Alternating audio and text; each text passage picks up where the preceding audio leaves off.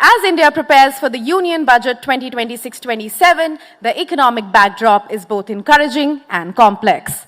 This will be the 9th Union Budget presented by Honorable Finance Minister Nirmala Sitharaman at a time when India continues to be the fastest growing major economy globally, with growth expected to remain in the range of 7 to 7.5%.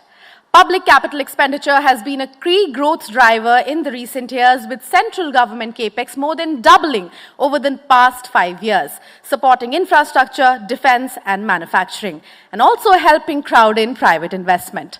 At the same time, fiscal consolidation remains a clear priority amid global uncertainty, volatile commodity markets and tight financial conditions. As India positions itself amid shifting global supply chains following the India-EU Free Trade Agreement, policy choices in Budget 2026 will be closely watched for signals on competitiveness and global integration. Against this backdrop, expectations from the Budget 2026 are focused on 4 broad areas: sustaining the capex momentum, maintaining fiscal discipline, simplifying taxes for the middle class, and pushing reforms for strengthening competitiveness and ease of doing business. The central question, therefore, is clear. Can the government continue to invest heavily in growth while preserving fiscal credibility and stability?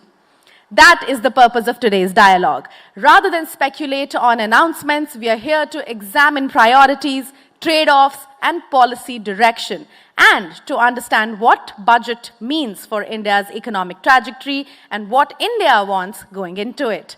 This is CNBC-TV18 Budget Vision 2026, What India Wants, in association with SBI and ISIF by ICICI Prudential Mutual Fund, with Reliance Industries Limited as associate partner. We thank our partners for the continued support and enabling this important conversation.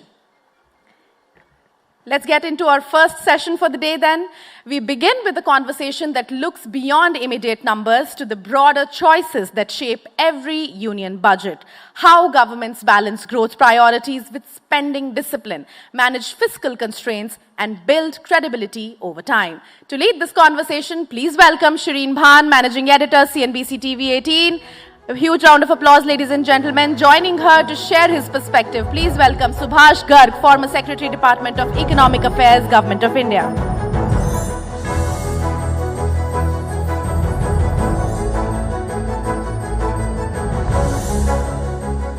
Good morning, ladies and gentlemen, and thank you very much for joining us here on our pre-budget conversation, our pre-budget dialogue, as we examine the choices that the Government of India is faced with ahead of the Union Budget. As is very clear, and as you just heard there from Shivani, we are dealing with a volatile and a complex geopolitical environment. There's been plenty of geo-economic fragmentation as well, and the confrontation continues on that front. In that backdrop, it is going to have to be a balancing act that the government puts together, but every budget is a balancing act, and to really help us understand the choices that the government may make and the priorities that it must focus on is someone who has plenty of experience in budget making. He spent a large part of his time in North Block putting together many budgets, and of course retired as the former Finance Secretary. Mr. Garg, always a pleasure. Thanks so much for joining us here. Before we talk about the priorities, sir, we're 48 hours away from the budget. Is it all final by now, or is there any scope or any leeway for any changes? In your experience, in the last 48 hours, have any big changes been made to the budget when you were around? See, no changes made in the tax proposals or expenditure proposals. It's the speech on which last 48 hours are spent. That is still going on. That gets finalized only about 4 to 5 p.m. on the budget day before budget. Okay. That is tomorrow. So that is the only work which goes on at this time. Of course, the printing work and is what takes place at this time. Okay, so the printing work obviously is already done, but if the finance minister wants to,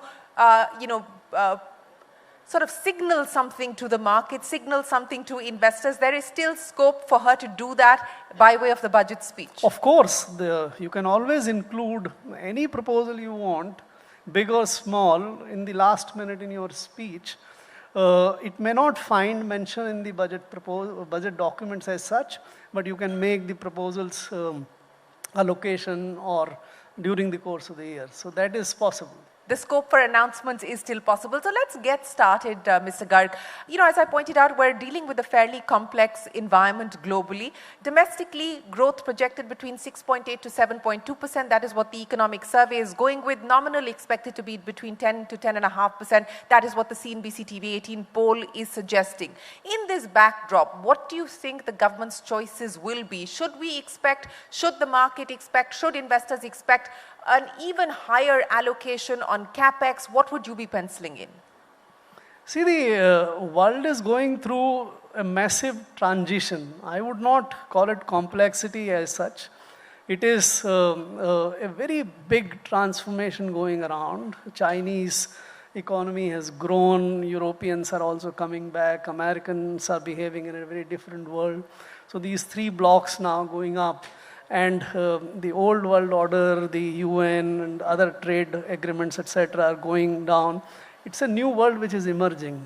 So you are faced with a situation that in this new emerging world, how do you deal with it? How do you shape up your policies and programs? And in that context, capital expenditure or the spending for economic growth kind of thing is one of the very important function of the finance minister. If you do the hard budget sort of crunching, number crunching, of the about 51 lakh crores of the budget for the current year, roughly about 11 crores is spent on the economic growth, including 11 lakh crores. 11 lakh crores. Yes. That is not capital expenditure alone. There is a lot of revenue expenditure, which also PLI, by the way, is a revenue expenditure.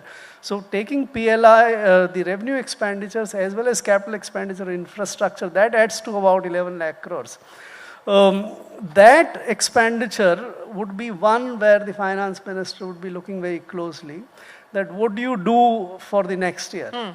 There is one major constraint in my judgment. Since revenues are not growing well, so the finance minister would be hard pressed to sort of decide how much to increase the overall size of the budget. In my judgment, that may not be possible for her to raise it beyond 5 to 6%. Okay. So if you raise the total budget expenditure by 5 to 6%, and you have certain expenditures to take care in any case, like the interest, which grows at much more higher rate, and the Finance Commission recommendations would also be coming, which will require greater allocations for the state transfers, etc. In that situation, can you increase the capital expenditure as well as the other economic growth expenditure by a very large margin? I suspect that space is not there. So I would see that this, in my judgment, it will either be more or less at this level, or maybe a couple of percentage higher than that. Okay, so single digit increase is what you're anticipating as far Lower single digit. Lower single digit increase is what you're anticipating as far as capex allocations are concerned. Mr. Garg, you know, let's talk about whether the government should or has the space at this point in time to do anything as far as, for instance, the long-term capital gains tax is concerned. I'll ask you this in the context of the fact that you were in North Block in 2018 when your colleague in the Revenue Department, Hasmukh Adhia, brought in the long-term capital gains tax. A, do you believe that a reversal, a rollback is warranted given the fact that India wants to attract flows? And B, do you believe the government will take that step? So you see, last year, the government did take two big tax adventurous steps, if I may call it. The income tax limit was raised to 12 lakhs for everyone, which in fact took away lots of taxpayers from actually paying taxes. The numbers don't come, but in my judgment, there are not more than 2 crore actually tax-paying people now.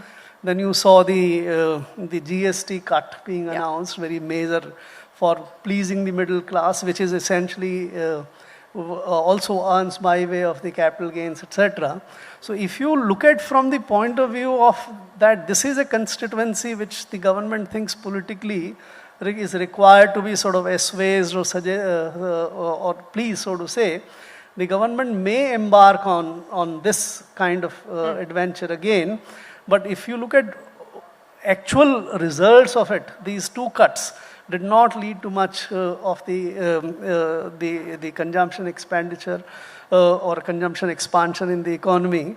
And you also look at the fact that the taxation of wages or salaries is much higher at 30% plus, and the capital gains in a way are taxed at 12.5%. Yeah. So an easier money in a way is taxed at lower rate, and the harder earned money is taxed at a higher rate of that. Yes. There is no space, or even in principle or otherwise, and the government's tax revenue growth being very small this year. So on merit, there doesn't appear to be a case or a possibility, but if you are targeting politically or otherwise, you may have. But even from that point of view, in my judgment, the cycle of elections this year are not the ones where the government would like to sort of take a risk of reducing the tax, because the possibility of winning those elections on the strength of these kind of tax cut is much less than what it was last year before Delhi election this was brought in. So my sense is no likelihood of this. Likelihood of a rollback as far as the LTCG is concerned, or even a cut at this point in time. Let's then talk about what the economic survey has laid out, and in the context of that, I would like to understand what you believe the budget may choose to prioritize. I think the underlying message of the survey was that the Indian state needs to become much more entrepreneurial, and the Indian corporate needs to become much more competitive. In that backdrop then, export competitiveness, measures for enhancing exports, any new schemes that you believe that the government may bring in to drive and further accelerate exports? See, the state's principal job is to deliver good public goods and services well. The state is not a business entity. It doesn't need to be entrepreneurial in the sense of business person, right? So that advice it needs to be entrepreneurial in the sense that it nurtures and allows businesses to be much more entrepreneurial. So it should be policy entrepreneurial. It should come up with, the government must come up with the right kind of policies, right kind of economic structure, right kind of macroeconomic management, currency management. And that is where the government can be entrepreneurial in the business sense. But if you look at, so we run very large number of public sectors. Some of them are efficient, but many of them are not efficient. That is where the government acts as a businessman. So you don't need to be entrepreneurial in that sense. You divest better. That would be entrepreneurial. There is an advice in the economic survey to consider this. Yes. For last 5 years, if you look at, virtually the disinvestment, the privatization business has been shut. Yeah. So that is lack of entrepreneurship in the policy sense also in my mind. So if the government can become entrepreneurial, one thing it can do is to sort of scale up the disinvestment and the privatization program. The second one, which I think has been displayed in the deal which we have done with EU, is that expose the businesses and industry to the competition, the international competition. The way the government has rightly reduced the duties on automobiles and many other things in the EU and earlier in the UK FTA, I think that's a right way to expose the industry to the competition and to show the government's entrepreneurial face. It's not good to have more and more of PLIs and those kind of things, or provide incentives or interest subsidies, etc. That's not entrepreneurial. That's actually making the industry and the businesses overprotected and weak. So if the government can actually become entrepreneurial in this sense, I think it will do a great service to the nation. And I think there was a hint there, and there was a signal from the economic advisor saying that protection must not be in perpetuity, also suggesting that incentives should be linked to higher productivity and should be conditional on what companies can achieve in terms of exports and so on and so forth. Do you believe that perhaps is going to be the way that shapes policy? For the government, it's very difficult to do this fine-tuned kind of analysis that when are you getting oh, your time is enough, protection is over, good enough, now move.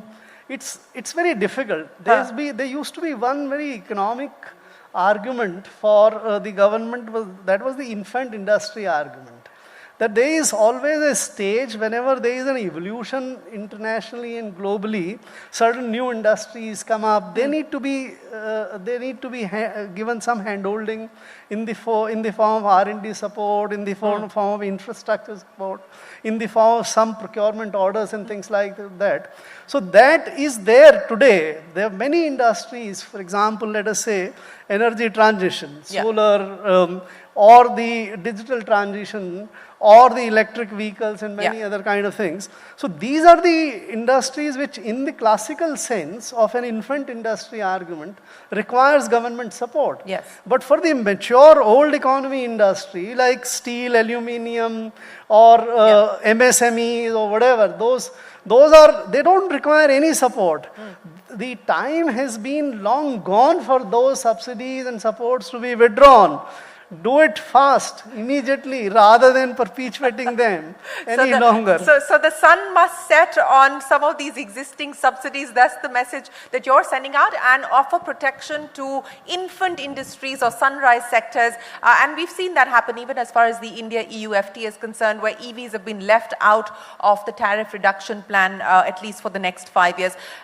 Mr. Garg, defense, and I think there is unequal vocal consensus on it. This is the first budget post-Operation Sindoor. We're likely to see a higher allocation. In fact, we've got our budget editor, the former defense secretary here with us, Girdhar Armane, and he'll of course also join us to talk about that. But defense spending, you believe that we're likely to see a significantly higher number there? So there are two broad defense expenditure heads. One is the revenue head, where you take for salaries and pensions and things like that. And the other one is the capital outlays, where you provide the capital outlays for sort of raising the capacity and the war readiness of the defense sector.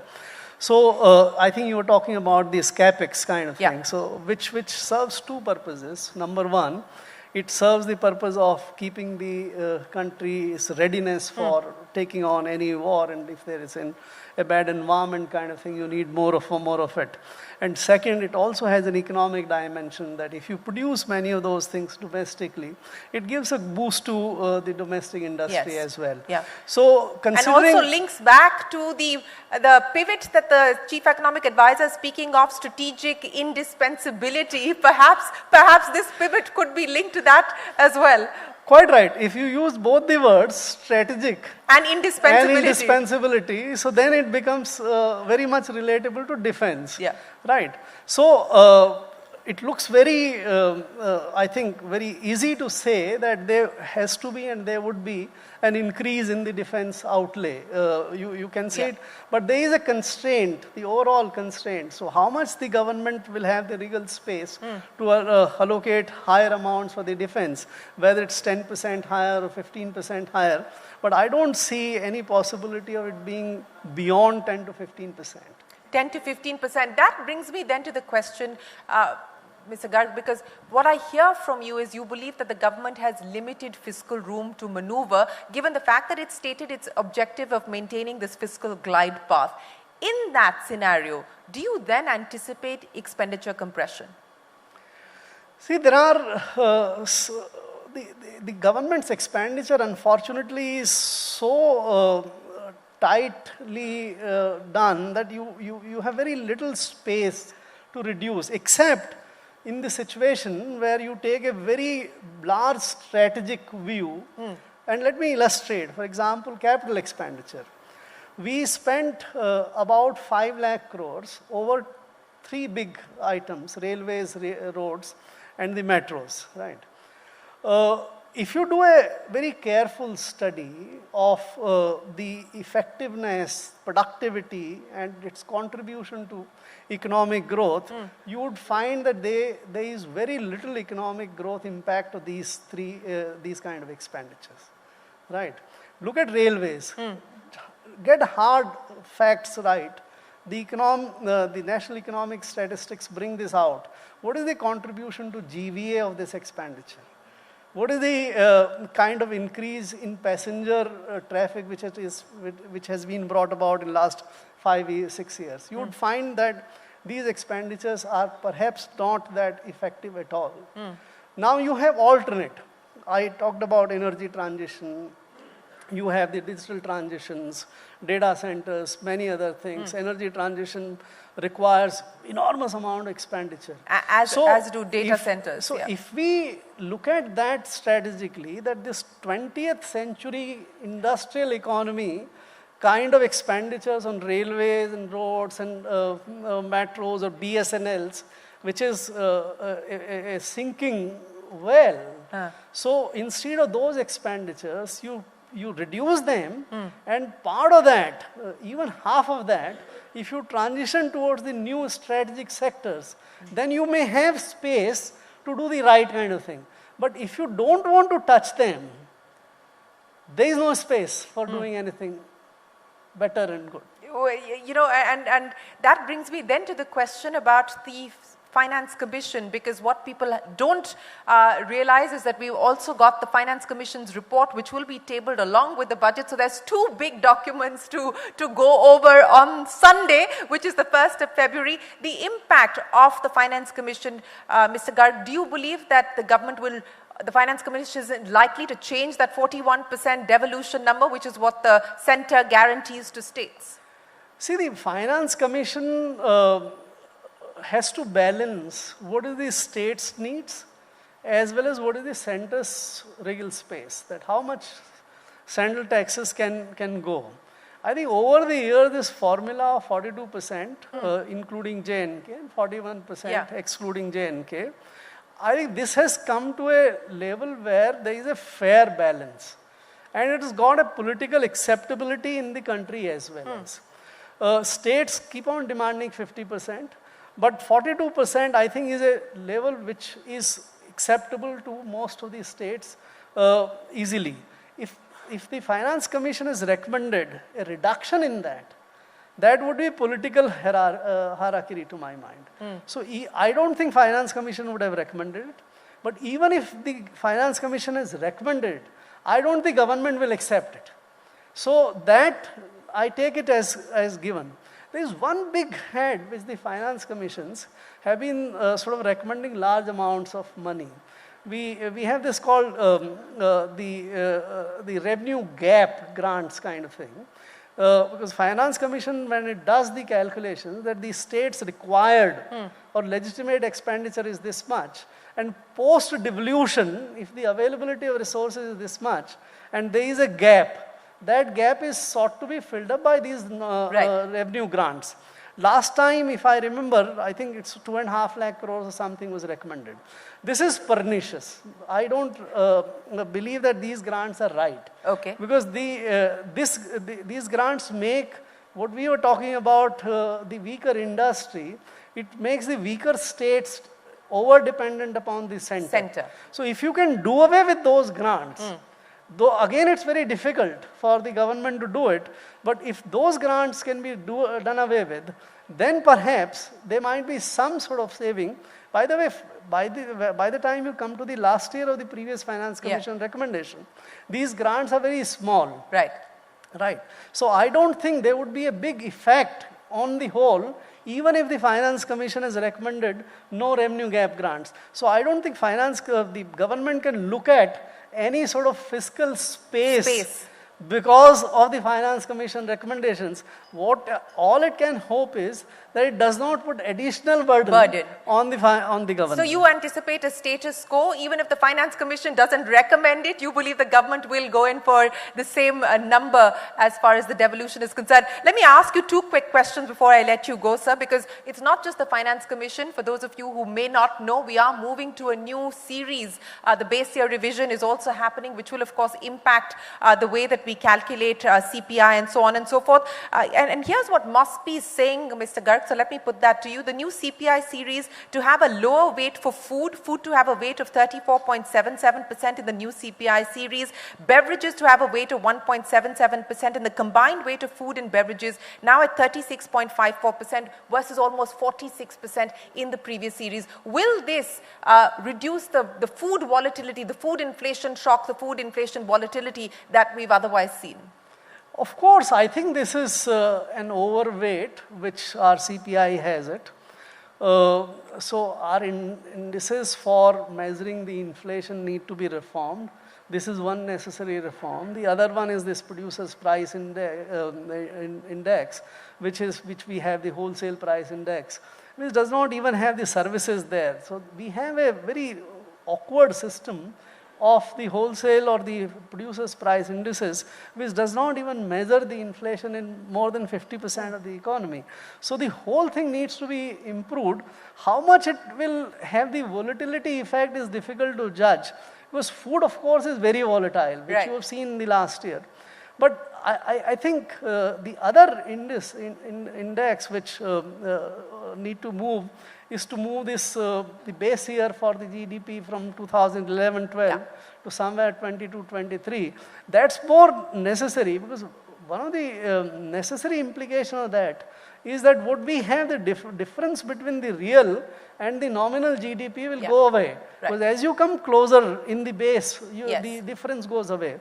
And that is where, to my mind, one of the very key, we flaunt it, that we are the largest growing economy in the world with 7% odd growth for the current year. But if you look at the nominal, which in the international sense is better measured in the dollar GDP growth. So we have nominal growth of 8% for the current year, and we have 6.5% depreciation of rupee against the dollar. So our dollar growth internationally is only 1.5%.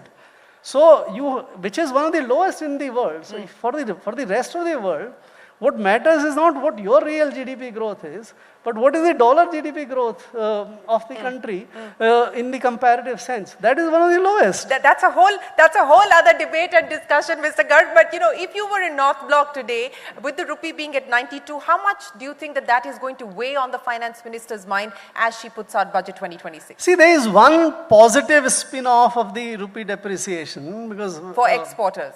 No, for the government revenue. So what happens is that the RBI surplus is essentially dependent upon how much rupee depreciates against dollar and what is the international dollar interest rates. And since both of them are favoring in a way, you can expect higher dividend of 50,000 to 75,000 crores more next year. So that, for the finance minister, in a way, is a beneficial thing to happen. But oil, for example, is where you affect adversely your subsidies on petroleums and gas and fertilizers. That, fortunately for us, in a way, the international oil prices have been subdued. So that's not a problem. So on rupee depreciation, I think finance minister can feel a little relaxed. A little relaxed, even though the headlines are focusing on the sharp and swift decline that we have seen, but expect a significantly higher dividend from the RBI. So perhaps another RBI bazooka by way of a dividend is what we should expect on account of the rupee depreciation. Mr. Garg, thank you so much for kicking things off here on the Budget Vision 2026 as we look forward to the next 48 hours and wait for Finance Minister Nirmala Sitharaman to present her record-breaking 9th budget. Ladies and gentlemen, a big round of applause for the former Finance Secretary, Subhash Chandra Garg. Thank you.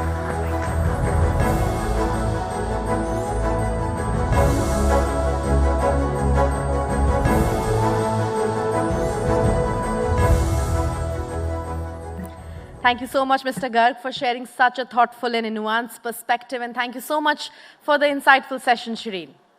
Moving on, we now turn to a session that goes to the heart of India's growth strategy ahead of the Budget 2026. Public capital expenditure has been a defining pillar of economic momentum in recent years, while fiscal deficit and fiscal discipline remains central to the macro stability and investor confidence. The question before policymakers is no longer whether capex should continue, but how it can be prioritized, sequenced, and managed responsibly to support growth without compromising fiscal sustainability. To anchor this conversation, please welcome back Shireen Bhan, Managing Editor, CNBC TV18, and joining her on stage are two leaders who have shaped India's fiscal and strategic thinking at the highest level.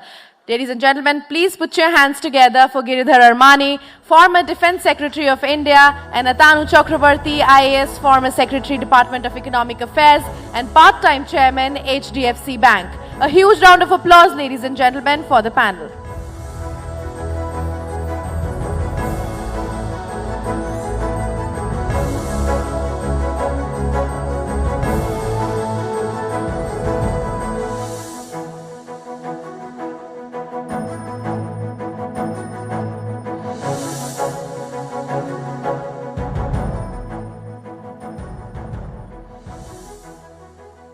Well, let the conversations continue. We do have the pleasure of having with us two gentlemen who, like Mr. Garg, have also worked on the budget-making exercise, but more importantly, they've been instrumental in putting together crucial policies for growth for India across different sectors. Of course, Mr. Armane has been with the Defense Ministry and many other ministries prior to that, and of course, Mr. Chakrabarti has now the view from the private sector as well, and I'll get you to delve into that in just a second. But let me get started, Mr. Armane, and I'll start by talking to you about the defense budget, because that is something that there is clear unanimity that we're going to see, whether it is a 15% or a 20% or perhaps even a 25% increase.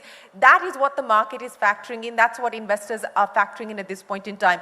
A, what's the number that you're going with? And B, how do we understand that allocation, that higher allocation? How much of it do you believe is going to go for future orders? How much of it will be consumed by orders already placed? Yeah, good morning. Defense sector, as you said, is attracting all-round attention because of the post-Operation Sindoor euphoria. While services have proved their mettle, now the chance for the industry to show their readiness and competence. So my understanding is that because of Operation Sindoor, we became aware of several gaps in our capabilities, where we need to build up new capabilities as well as enhance existing capabilities. Many of the systems which will be required have already been under discussion. Many of them were under approvals also. Last 4-5 years, there has been very hectic activity in terms of sanctions. Every year around 2 lakh crores worth of approvals were given. Major platforms were also finalized. Last year especially was very good. So in terms of the current year budget allocation, it's definitely going to be much higher than the previous years.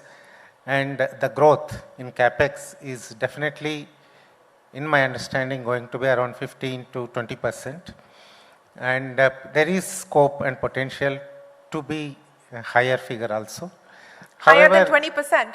Yeah, because if the industry is ready, they are able to deliver what has already been ordered, the final expenditure outgo is going to be quite heavy, considering the type of platforms which are on order. Apart from that, government have loosened the purse strings for emergency procurement because of the immediate need to replenish the inventories of the 3 services, and also procure certain new age equipment which have been under discussion, but because of the technology readiness level were not being procured immediately. Now the services have worked with the industry, especially the startups, and have generally identified several systems which can be ordered very quickly through EP route. I am hoping that EP route will also bear fruition this year, increasing the total expenditure in both non-salary revenue as well as capex beyond what was happening in previous years. If emergency procurement also comes to quick fruition, the last round and the current round, the number can be quite substantial. Yes, and we do have to factor in the emergency procurement that you spoke of, because the replenishment of inventory post-Operation Sindoor is something that the government will focus on. Mr. Chakrabarti, you've got your little black book there ready, sir. What are the key numbers that you're going to be watching out for, and what do you believe the government is likely to prioritize given the global mix and the domestic needs? As always, I have, Shireen, looked at the fiscal deficit number, which in a sense captures the entire expenditure and revenue side both together. And of course, the growth, that's what would bring employment. And of course, on the other side, on the monetary side, there are interest, inflation, so on and so forth. So those numbers are key. However, from this budget, I would be looking at growth, as which estimates have already come out, as well as the fiscal deficit number. So, on fiscal deficit, do you believe that they are going to maintain the glide path? And an important change that we're also going to be making in this budget is moving from to debt to GDP, and that is something that the government has stated as its intent. Government till now has kept up. I must say they made a very bold statement before the election of bringing down the fiscal deficit. And they have kept up on the glide path, but seeing the little bit sort of below expectation performance on the tax collection, possibly on account of certain geopolitical and geostrategic events across the world as well. That's going to be a tall order. But let's see, because the numbers are not yet out, so I'll not like to jump the gun. I do expect that trajectory is continued, because one should not crowd out. Government shouldn't be crowding out the credit, which is key for growth. But do you see a higher borrowing number? I see a higher borrowing number in nominal terms, yes. However, in percentage terms, it has to be brought down, both for center as well as for states, because that's become very important now. No, absolutely. In fact, that is the word of caution that we heard from the Chief Economic Advisor yesterday as well, that when the world looks at India's debt to GDP and fiscal deficit, it looks at consolidated and not just for the union, it looks at union plus states. But Mr. Chakrabarti, let's talk a little bit about private capex and, whether you now believe that private capex will start to do the lifting. Forget heavy lifting. The heavy lifting continues to be the government's responsibility. But do you believe that the lifting is now looking like it's starting? I still stick to, if you recollect last time, I'd mentioned this heavy lifting, which I had reiterated many times over at different forums. I guess heavy lifting has to come from private sector. Of course, they would be looking at demand, and I understand that aggregate demand is what they would be looking at.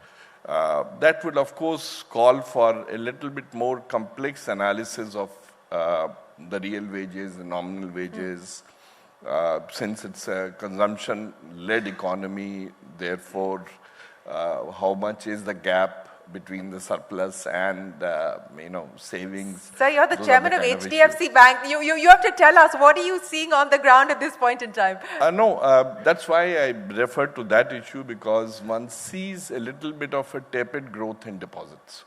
Of course, government has very admirably kept up the reform stream on, the GST reforms or deregulation. These are the kind of things which will protect the fiscal stability as well as give the necessary impetus for growth. More than spending on the government side, I expect more of reforms, both on financial as well as non-financial side. And from industry, one expects more of investment. More of investments. But on the reforms that you spoke of, what would you be penciling in this time around, both financial as well as non-financial? I look at more financial reforms, more of deregulation and more principle-based regulation rather than prescriptive regulation. 40% of our total market cap and as well as economy is in BFSI sector. So we have efficient regulators But I guess we need to slowly move. For the economy of our size, we need to move towards more of principle-based But regulation. what do you need specifically? Specifically, if you want me to put a finger on one particular thing, it would virtually be impossible. But if you ask me, one of the things that we need is development of bond market. Yes, and that is not a new demand. It's been on the books for a long time, and the survey also. It's a work in progress, Shireen. Doesn't happen in one go, but I guess where one can do is what Germany did post its second war, is they had an accord with the government of not controlling the interest rate for the government. That's when the bond markets start reflecting. Bond market is driven by government, starts reflecting the real economy. And it's possible to then raise large amount of monies overseas. They want to look at real rates and real risks, not at risk, which could possibly be somewhat modulated, if I may use the word. Once bond market, GSEC bond market developed, corporate bond market in international sense would develop. That will take care of the fiscal deficit issue, as well as the investment issue, as well as interoperability between the asset classes. Let me link this now to the rupee, sir. And do you expect that there is likely to be any intervention by North Bloc, or do you believe whatever intervention is likely to be required or that we see will be done by Mint Street? What's the take? And if it were to be Mint Street, what do you anticipate?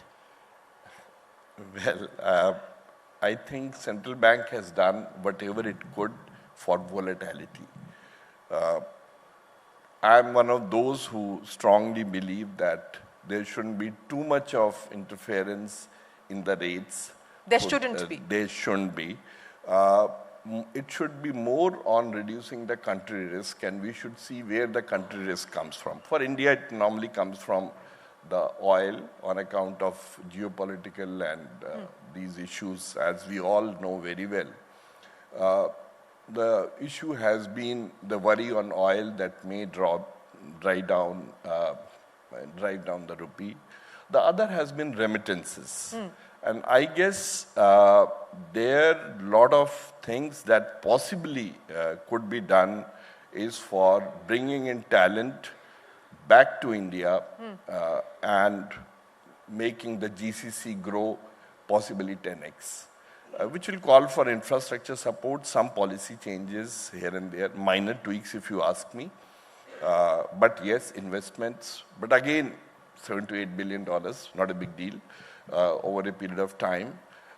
That will drive those GCCs and make them grow. It's already, this sector has grown a lot, and bring in a lot more AI and future-ready technologies into India. Mr. Garg had just talked about that. They are very intertwined.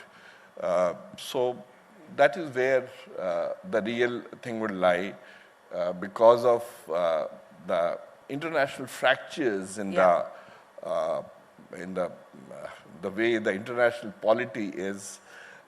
I think we need to have these things more and more in the country by reducing the country risk in this fashion. Okay, so, draw in more FDI, don't intervene in the FX market at this point in time, and don't look for short-term fixes, but focus on the long-term reforms.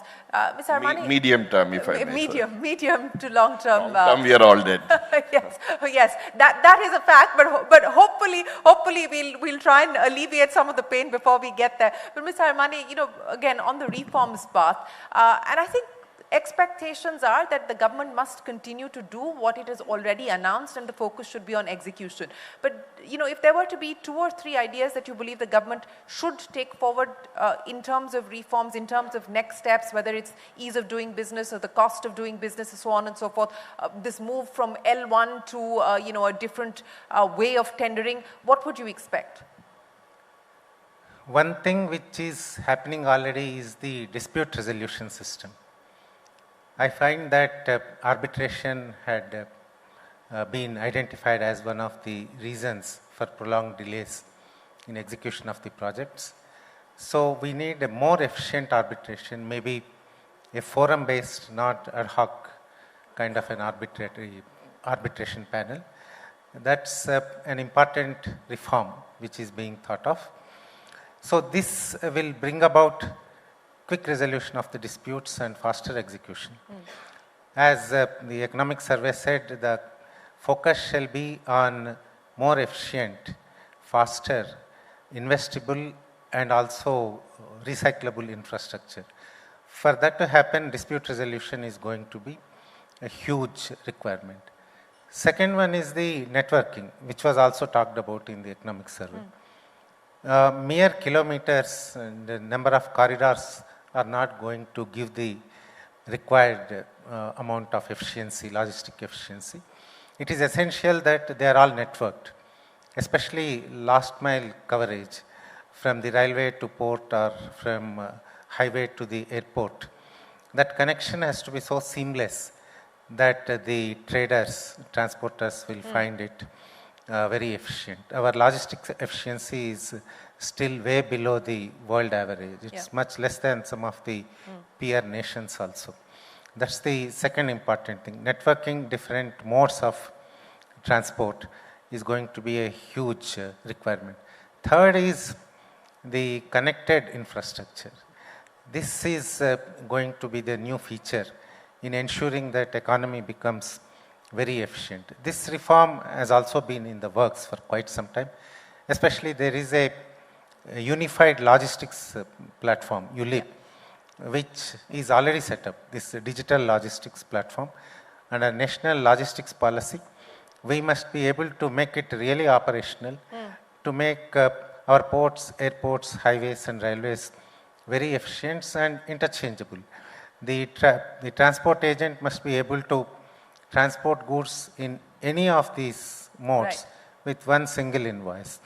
That's the kind of efficiency we are here looking for. The last one I would like to put a finger on is the safety. Safety in terms of the vulnerability of the critical infrastructure areas.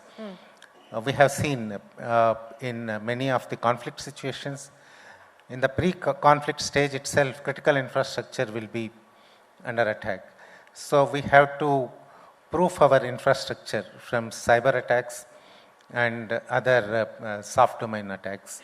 Secondly, make them safer for actual use by the end consumers. The intelligent transport systems, already the Road Transport Department has come out with a regulation which can be approved in this session of the Parliament about IDAS and other improvements which will bring in the intelligent transport systems. The vehicle-to-vehicle communication system also is under works. These two also will transform the safety of the highways in a greater fashion. And added to this will be the Kavach.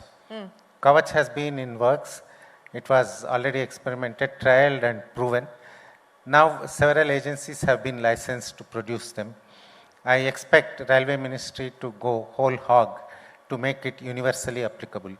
So these 4-5 issues can be measured and implemented so that our logistics efficiency will go up and reforms will actually come to a fruition along with the financial sector reforms. No, you're right on some of those important reforms that you spoke of, but let me get both of you to talk about something that perhaps, and I don't know, but given the fact that everyone's talking about the shortfall on the tax front, non-tax revenue raising measures, Mr. Chakrabarti, remind me, what year was it on the 31st of December when you laid out that big asset monetization plan, sir? I still have very vivid memories of that, and where are we today, and do you believe that there's likely to be any revival of that?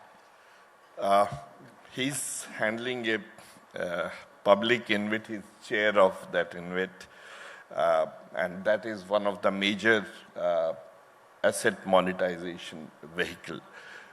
We'll need more.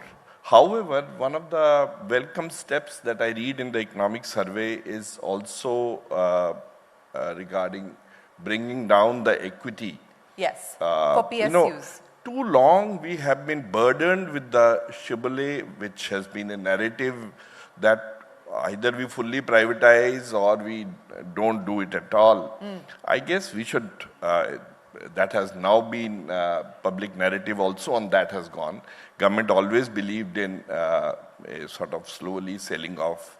So the shares in CPSCs can be slowly sold off, and that will bring lots of revenue to fill in the gap, as you mentioned. Do you think that idea in the economic survey that changed the company definition under the Companies Act for PSUs so that the government can control to be the owner even at 26%? I mean, you are an owner at 26%, you control special resolution. Nothing exactly. needs to be changed. Nothing needs to be changed, and you're saying that this is the time now to bite that bullet? Possibly what we could do is that the various classes of shares, we could bring Class B shares so that the CPSU employees also can be incentivized. Not only CPSU, even the private sector employees could also gain, so that voting majority still remains and economic benefits can be given to various people. However, having said that, we need to bring down the shareholding. Holding a large amount only, for example, LIC. Now, we straight away need to bring it down to at least 85%. That brings the depth for trading and certainly a fiscal benefit. Do you believe that we could see a start, at least as far as LIC is concerned, in this budget, an announcement on that front? My prayer. Your prayer. Well, let's see if your prayer carries forward, Mr. Chakrabarti. But sir, InvITs, of course, has been a success story. What more do you realistically believe we are likely to see in terms of asset monetization? InvIT have proven that they are the most efficient means for disinvestment.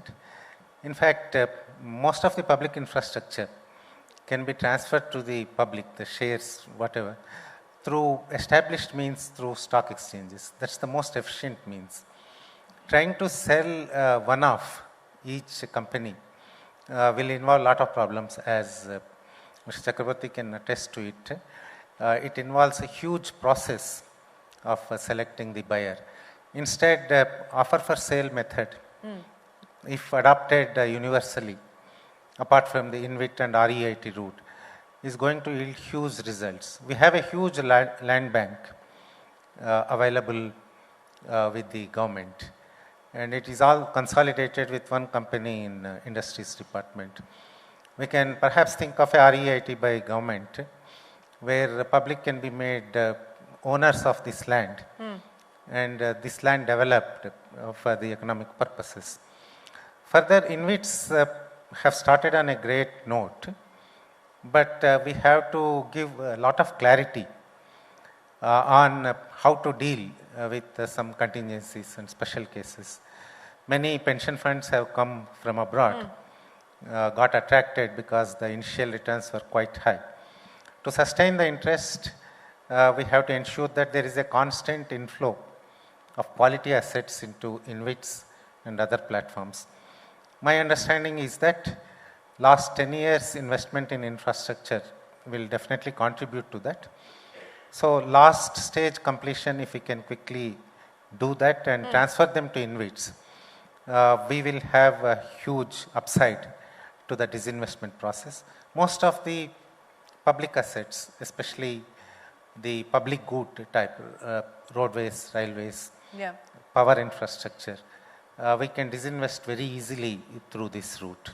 The remaining, which are in the company structure, we should be able to do offer for sale, whatever. If government decides 26% is the minimum, we can go up to that and ensure that precious public amount is again recycled into building more infrastructure. Absolutely, and that's a great idea that you put on the table, a REIT, a government REIT to monetize the land bank that the government is sitting on. Will the government go as far as that? We don't know, and of course the OFS route, as both of you have spoken of, will we see more momentum on that front? FDI, and I think the survey highlights the need for capital flows, for durable, sustainable capital flows. Anything on the FDI front that you believe the government may do to try and alleviate the investor reluctance, in the words of the chief economic advisor?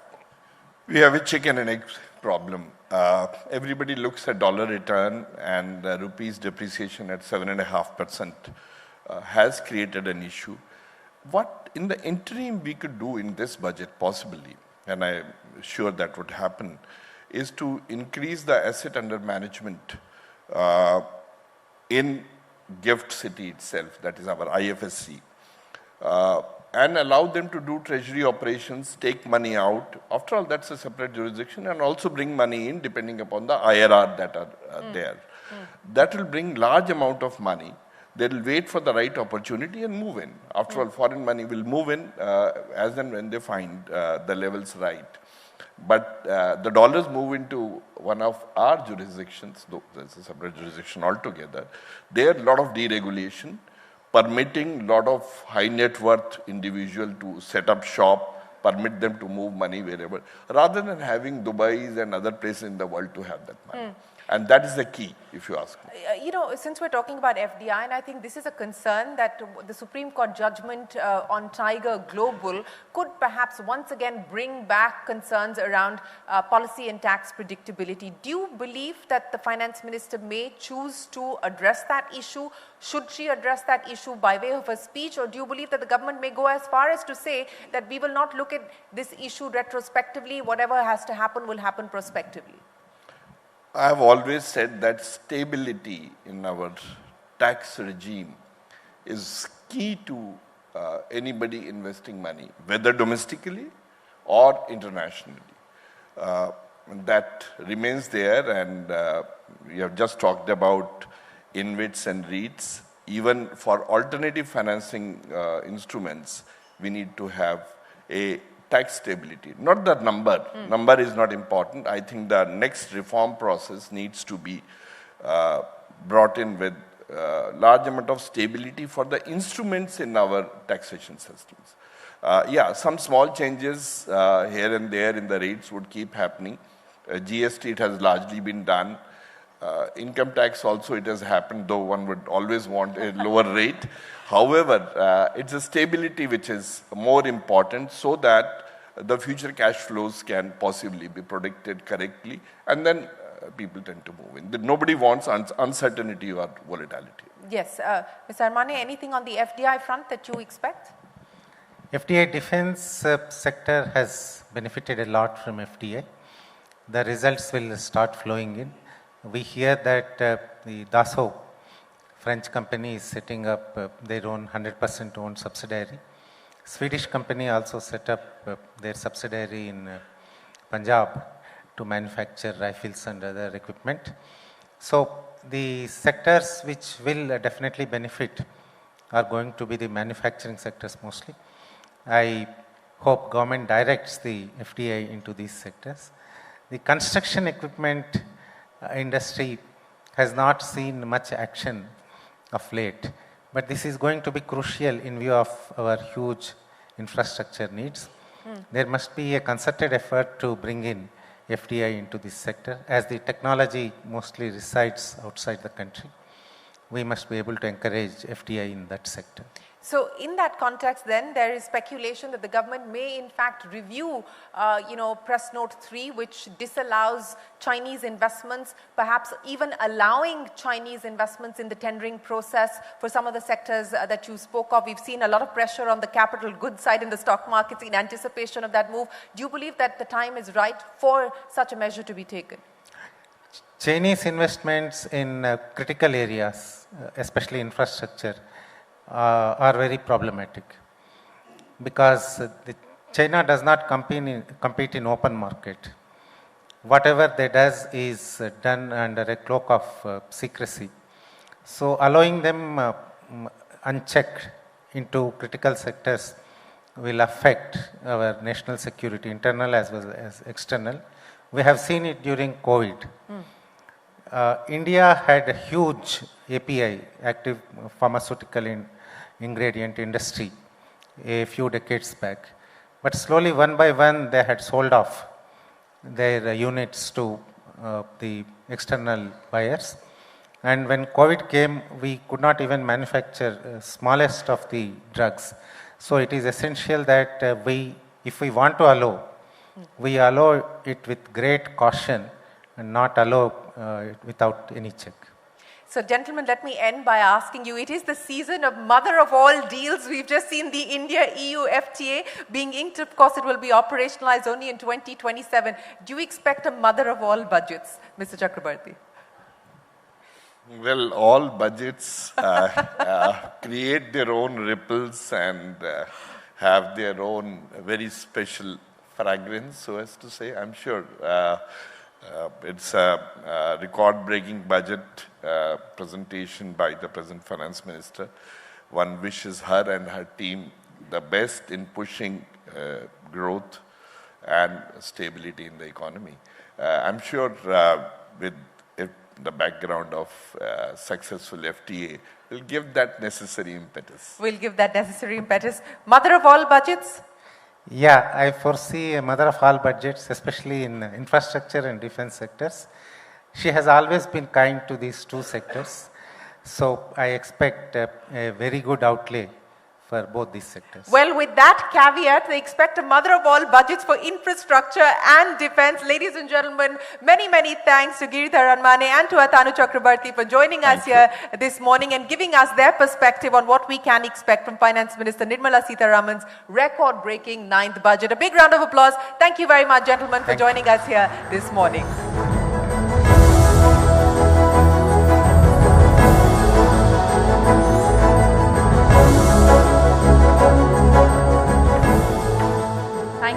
Mr. Chakrabarti and Shireen for setting the macro context so clearly. Now moving on from public finance, we turn to industry expectations. As India prepares for Budget 2026, businesses are navigating global uncertainty, domestic demand pressures, cost competitiveness, and the energy transition. Industry expectations today go beyond incentives, focusing instead on predictability, competitiveness, and ease of doing business, and also policies that support long-term investment. Please welcome back Shireen Bhan, a Managing Editor, CNBC-TV18, on the stage, and joining her are leaders representing Indian industry and enterprise. Please welcome Anant Goenka, President FICCI and Vice Chairman RPG Group. Ladies and gentlemen, a huge round of applause to Prakant Pandya, former President FICCI and Managing Director, Indian Metal and Ferroalloys Limited, and Naina Lal Kidwai, former President FICCI, Chairperson Rothschild & Co. India, and Founder and Chairperson India Sanitation Coalition. Let's give them a big round of applause, ladies and gentlemen. Thank you very much, Anant, Naina and Shubhrikant, for joining us here. It is now time to get the industry's perspective. Every year we have industry present a very long budget wish list. Anant, let me start by asking you, expectations are more measured.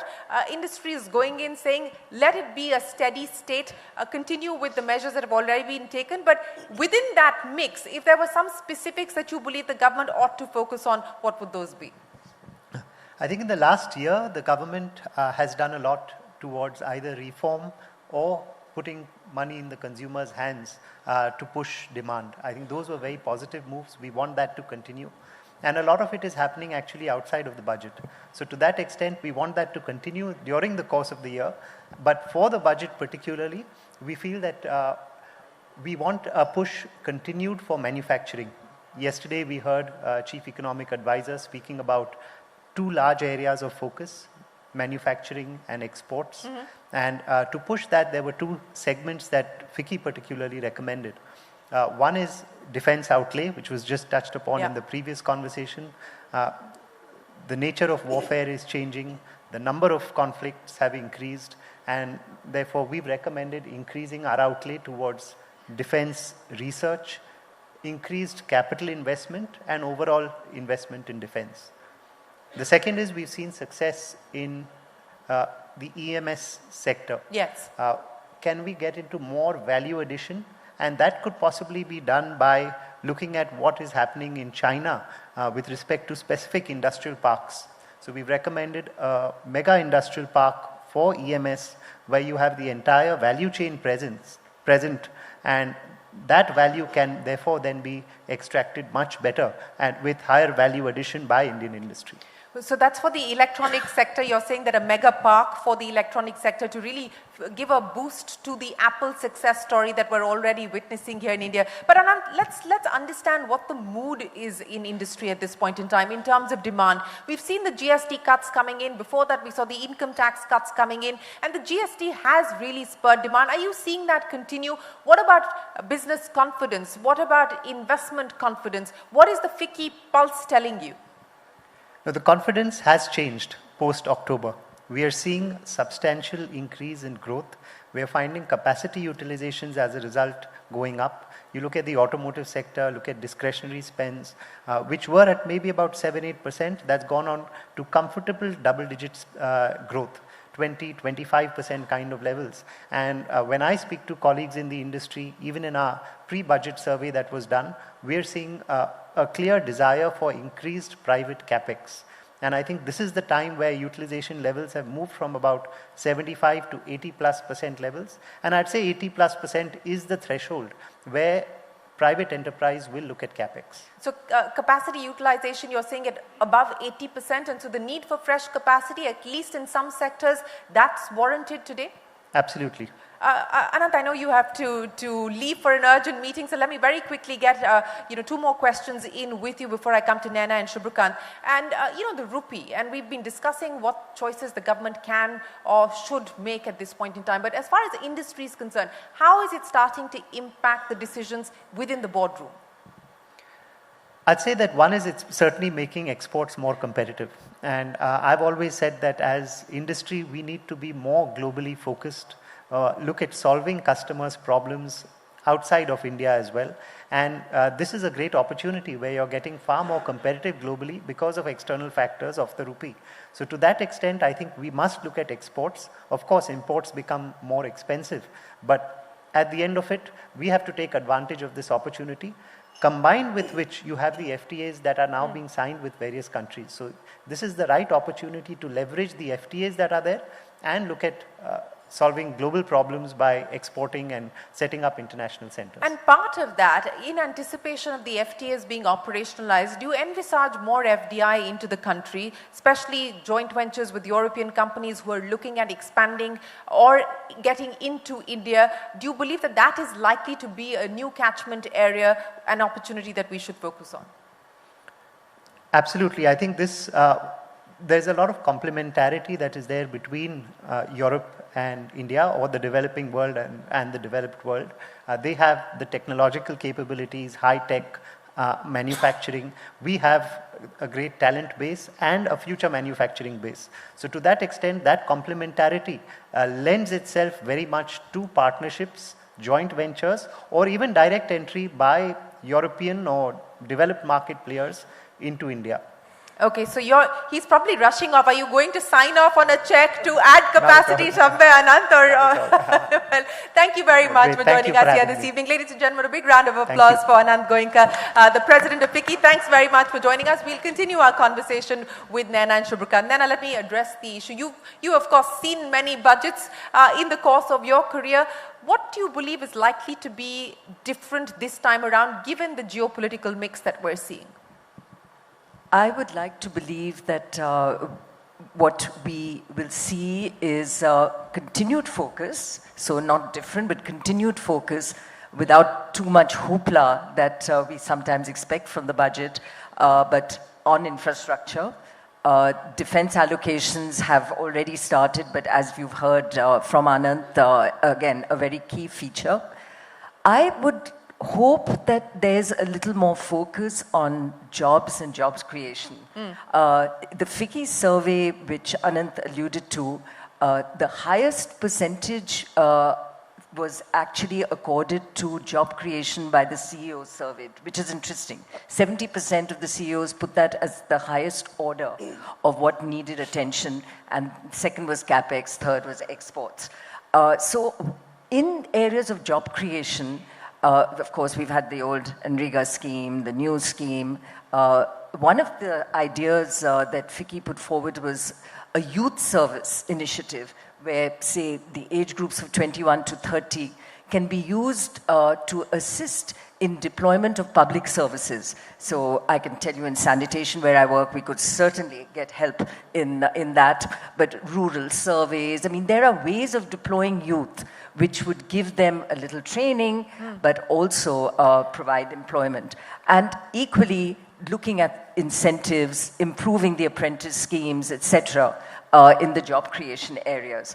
And in job creation, of course, manufacturing, and much has been discussed about that already, but services remains a very key space. And I would think tourism has come up again and again, and we sadly lack for what we need to do in terms of building domestic tourism, but also international visitors here. Infrastructure is a big spend, and it helps. Good airports, more hotels coming up, etc. But we've still a long way to go in the way we position India as a tourist destination. And the services and job creation that can come from that would be critical. And again, in the theme of job creation, GCCs, huge success there with 1,600 GCCs in India. But how easy are we going to make it for them in the whole sort of tax environment of transfer pricing, clarity therein? And a national framework, I think, is what is required to remove ambiguity, to make sure we don't get into all the litigations that inevitably come with every new thrust we have, and smooth the way for those that have come in and indeed enable others to come quickly and with courage. You know, that's an important point that you raise, and I will take that up with our next panel. We've got Akhilesh Ranjan and Vivek Johri joining us, and we'll address some of those concerns that you raise in just a second. But Naina, let me push back a little bit on what the FICCI survey is saying as far as job creation is concerned. And in the last budget, we saw this big announcement, the jobs package that was announced, whether it was the internship scheme and so on and so forth. It has pretty much been a non-starter. So what is the feedback from industry on an existing scheme not working, and then the expectation that more should be done? So I think, as with things, the concept is great. The idea of having apprenticeship, the way it works in Germany, where you create an opportunity for training even while there is this sort of study programs happening. And the reality is that we need the skills more than we need the education per se. So the issue really is not that the apprentice scheme itself needs to be chucked out the window, but it's not working because the incentive given to industry is not sufficient. Industry itself maybe views it as a bit of a headache, but indeed needs to embark on it because it helps in the general national cause and ultimately also helps industry. And the incentive amounts were maybe not seen as sufficient. So working with industry to improve the scheme and also have industry rise to it as a national challenge and one that needs to be embraced. So I think it's really more a case of ensuring that it's improved, we study better what worked in Germany and make sure that we can actually put that program into place, because I think it is important. Skills-based training is what we lack. Skills-based training is what we need to ensure helps us going forward into the future. Or else, sadly, what is happening is industry repeatedly decides to go for robotics, jobs actually fall away, and for every penny of capex spent, we are actually seeing lower and lower labor deployment. So we have to rise to this challenge if we want to create jobs in manufacturing. But Shubhakant Panta, you know, and this is the point that the economic advisor was making, that in the ambition of nation building, the private sector must rise to the occasion. Will the private sector rise to the occasion is the question, whether it is with wages, whether it is with job opportunities or investment. The short answer, I think yes. You know, at the end of the day, when we, I mean, this is a conversation one has had repeatedly over the years, that the government has done a fantastic job of the heavy lifting starting with the COVID times, and stepped up infrastructure spending, which has not just boosted the economy, but is creating world-class infrastructure which will, you know, reduce the cost of doing business. So where does the private sector come in, and you know, what do we need to do? So at the end of the day, I think it is important to understand nation building. Yes, I think that's an important priority. But at the end of the day, I think, money chases returns. And there is obviously, a sense of responsibility that we have to various stakeholders, right? So from that point of view, I think private sector investment will come in when there is opportunity. And I believe we are there. I think the steps taken by government, first of all, to create an enabling environment in terms of all the reform measures which have been undertaken, and there is more which needs to be done, of course. And not to mention that, other steps that have been taken, such as the GST rationalization, which has led to a huge, boost in consumption. And of course, prior to that, in last year's budget, the increase in the taxability threshold, which together, I believe both of these taken together has infused something like 1.5 lakh crores into the economy. And Anant was referring to the fact that, you're seeing double-digit growth in many sectors. And that is what will lead to investment, right? Consistently over the years, we have seen, starting with the mid-60s capacity utilization, and I'm talking average, there are always outliers above and below. In the last 3 or 4 years, it has moved up to 70-75% levels. And the general view is that if it crosses 80%, that's where you'll see investment. If I were to talk about my company, for example, we are investing significantly in expanding capacity because we see that opportunity. We see stainless steel growing in India. We see domestic demand picking up. And there is an opportunity there for the grabbing. So I believe, but having said that, I think what the CA has mentioned in the economic survey is also right, that private sector needs to orient itself towards being competitive, and in that regard, there are things that the government needs to do, and there are things that corporate entities need to do that to ensure that we are globally competitive, that we are able to act on opportunities which are created by way of the FTAs and other things. And I believe that we are at that point, especially with the growth momentum continuing. And I must mention one thing here. I think the finance minister has done a commendable job of prioritizing, and aided, of course, by the central bank, of prioritizing growth without compromising on fiscal prudence. Yeah. I think that is something which is really, really commendable. Yes, and the expectation is that the fiscal deficit number will, of course, be maintained this year as well. But specifically from the manufacturing sector's point of view, you said that there are measures that still need to be addressed. What would the next steps be? We've already seen a fair amount of deregulation. We've already seen many other measures being put in place before the budget and in previous budgets. What's left on the table on the unfinished agenda? So if you look at the approach to reforms, I think a lot has been done in terms of doing away with regulations which are outdated, in terms of decriminalizing some of the minor offenses. I believe what one needs to look at is a lot of process reforms. But if I were to look at structural reforms, I think we are ready for the next phase, which is the factor market reforms. Now, the beginning has been made in terms of the labor code. I think that is something that is, that is very, very significant, where you've compressed multiple regulations and rules into 4 different codes. And it's, labor reforms has often been confused with hire and fire. That's not it. There is a lot more, which is what these 4, labor codes provide in terms of employment security, in terms of, many other things. But if you look at what needs to be done next, I would focus on factor market reforms. So, for example, if you look at land, I think a lot of work needs to be done to encourage the states to look at digitizing land records, transfers, etc. To keep on, to look at plug-and-play models where you have the land bank which is available, or industrial estates.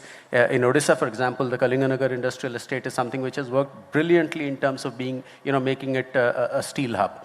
That apart, if you look at capital, I think clearly, this was talked about by your previous panelists about getting corporates to go out into the bond market. So now this has been a consistent ask, the broadening and the deepening of the, the bond market for corporates.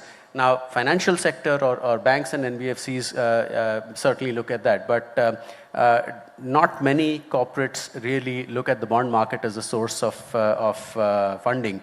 That's something that we need to look at. So structural reforms, but I would also make a point about continuing with ease of doing business measures, decriminalization, keep picking away at those issues. And of course, process reforms. And process reforms. But Nena, let's address those financial sector reforms that are still pending and what you expect to see on that front. And separately, let me also ask you, in 2025, the one sector that drew in foreign direct investment was India's banking sector. Yes. We saw a significant number of deals happen for private sector banks. Is the time right, you think, for the cap for public sector banks to be enhanced to draw in greater FDI? So Shireen, great questions as usual.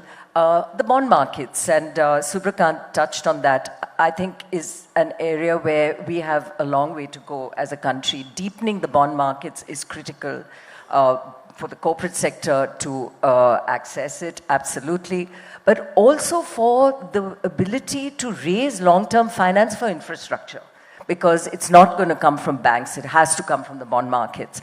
And how do we actually do this?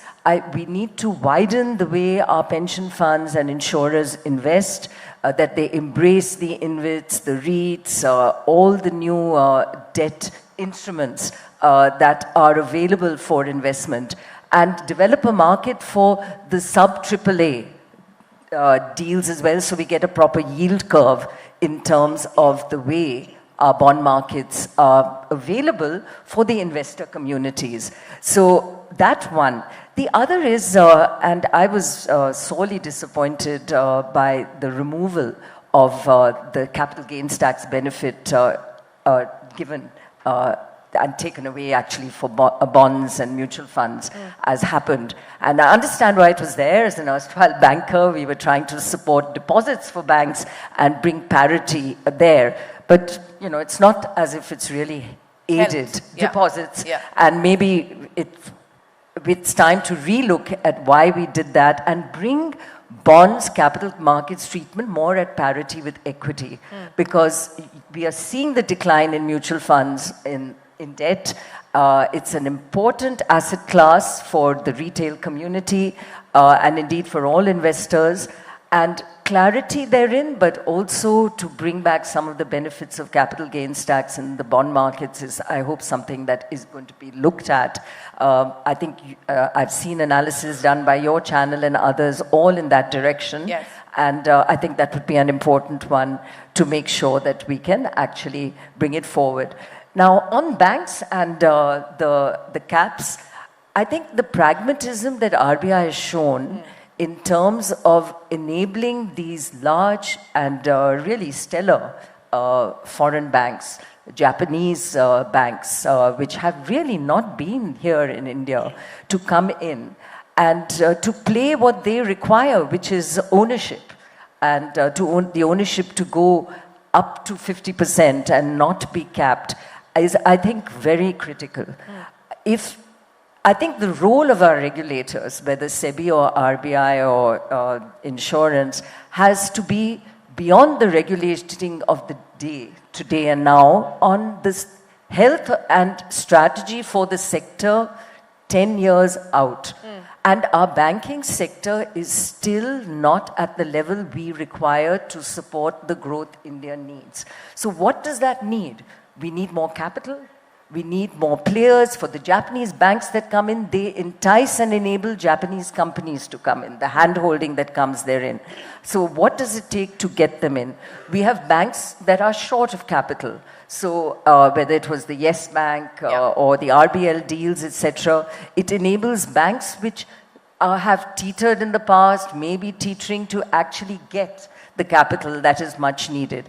And I think at the end of the day, we do need to bring down government's own PSU engagement in the sector. It's been an ask forever. When it happens, it remains to be seen. It can happen through capital market offers for sale, but we do not need 75% of our banking sector to be owned by the government. Well, at least we don't know about privatization, but consolidation is something that the finance minister has spoken of. Perhaps we could see her signal officially the next round of consolidation in public sector banks. Naina, do you expect that? So consolidation helps only to the extent that the weaker public sector banks get folded into the stronger ones. It still leaves ownership where it is. So with consolidation has to be some either capital raising which dilutes government or a disinvestment therein to allow for the private sector to continue to grow, and indeed as it continues to grow. I'm not for a moment saying that government needs to exit, but we don't need the kind of ownership there. Consolidation, yes, it makes it cleaner. You get large-scale banks. I mean, if you look at India and the stage of our economic development, we really don't have banks on a scale that many countries today have. Maybe just State Bank of India and our private sector banks are sort of coming up there. So we could create the larger go-to banks through consolidation, which would be helpful. And State Bank of India has an excellent cadre of bankers, so we don't lack for talent in terms of how we run these banks and the efficiencies therein. And I think we also have to stop using our banks as doing what government needs to do. They're being asked to subsidize a lot of the development in the country, and industry then pays for it. So the cost of capital is too high if we want to really be competitive as an exporting nation, let alone have our people get lower cost goods available to them. Well, that structural reduction of cost of capital, perhaps that the CA spoke of, will require us to review things like priority sector lending and so on and so forth, as you point out. But, Shubhrakant, let's come back to the demand question now in the context of the infrastructure number that we could expect in the budget. If I take a look at L&T's numbers, record order book for L&T this quarter, what's the expectation? What's industry penciling in now as far as that capex number is concerned? So if I'm not mistaken, Shireen, in her last budget, the finance minister sort of indicated that infrastructure spending as a percentage of GDP has maxed out. Has peaked, at about 3.3%. I believe for the current year, it will be somewhere around 3.1 or whatever it is. Of course, a little bit more if you add the support to the states for their spending. But obviously, what's important to keep in mind here is as the size of the economy grows, that 3 or 3.3% will account for a larger and larger number every year. But again, as Mr. Aramane mentioned in your previous panel, I think the finance minister and the Prime Minister's vision has been to focus on infrastructure as a tool of pushing the economy along. And as I mentioned earlier, that the spend on infrastructure is not just what it achieves at that point in time, but what we are left with. And I think it's clear every single time that I take a flight to Europe or the US that we are much, much better off in terms of our infrastructure at this point in time. But that apart, look, the government has a lot of priorities, whether it's health, whether it's education, whether it's defense. There are a lot of priorities, but I think we have to give them credit for finding that balance. Again, if I were to talk about, for example, from a manufacturing sector perspective, clearly, the importance of the manufacturing sector from a jobs creation perspective, and again, the economic survey also talks about it, that take nothing away from how good the services sector has done. Yeah. But manufacturing is critical for India. And you need both to move in parallel. Right. Both need to move in parallel. And the fact that manufacturing sector growth will in itself also create a pull for better infrastructure. And let me just segue a little bit into some of the policy measures such as the PLI schemes which have I think served us very well. But 2 points here.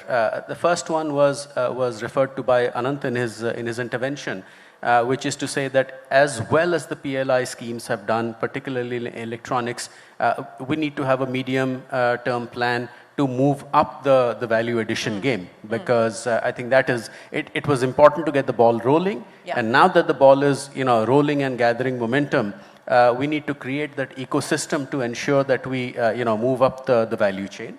And the second is a sort of a half contradictory point which comes to mind, which is that we have to find a balance between prioritizing certain sectors and whatever the national priorities are by coming out with PLI schemes, such as the rare earth permanent magnet scheme, and may not be PLI, but the critical minerals tailing scheme, which is something Vicky had talked about.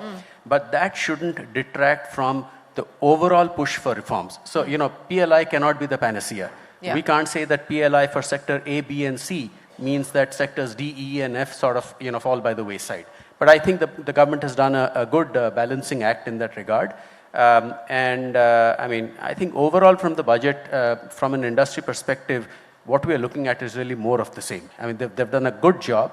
There are external factors which create certain bumps, but growth is never a straight line. No, it never is a straight line. But Naina, in the current mix then, do you believe that LTCG, any change on that front is likely? I mean, do you give it zero probability, or is there a chance?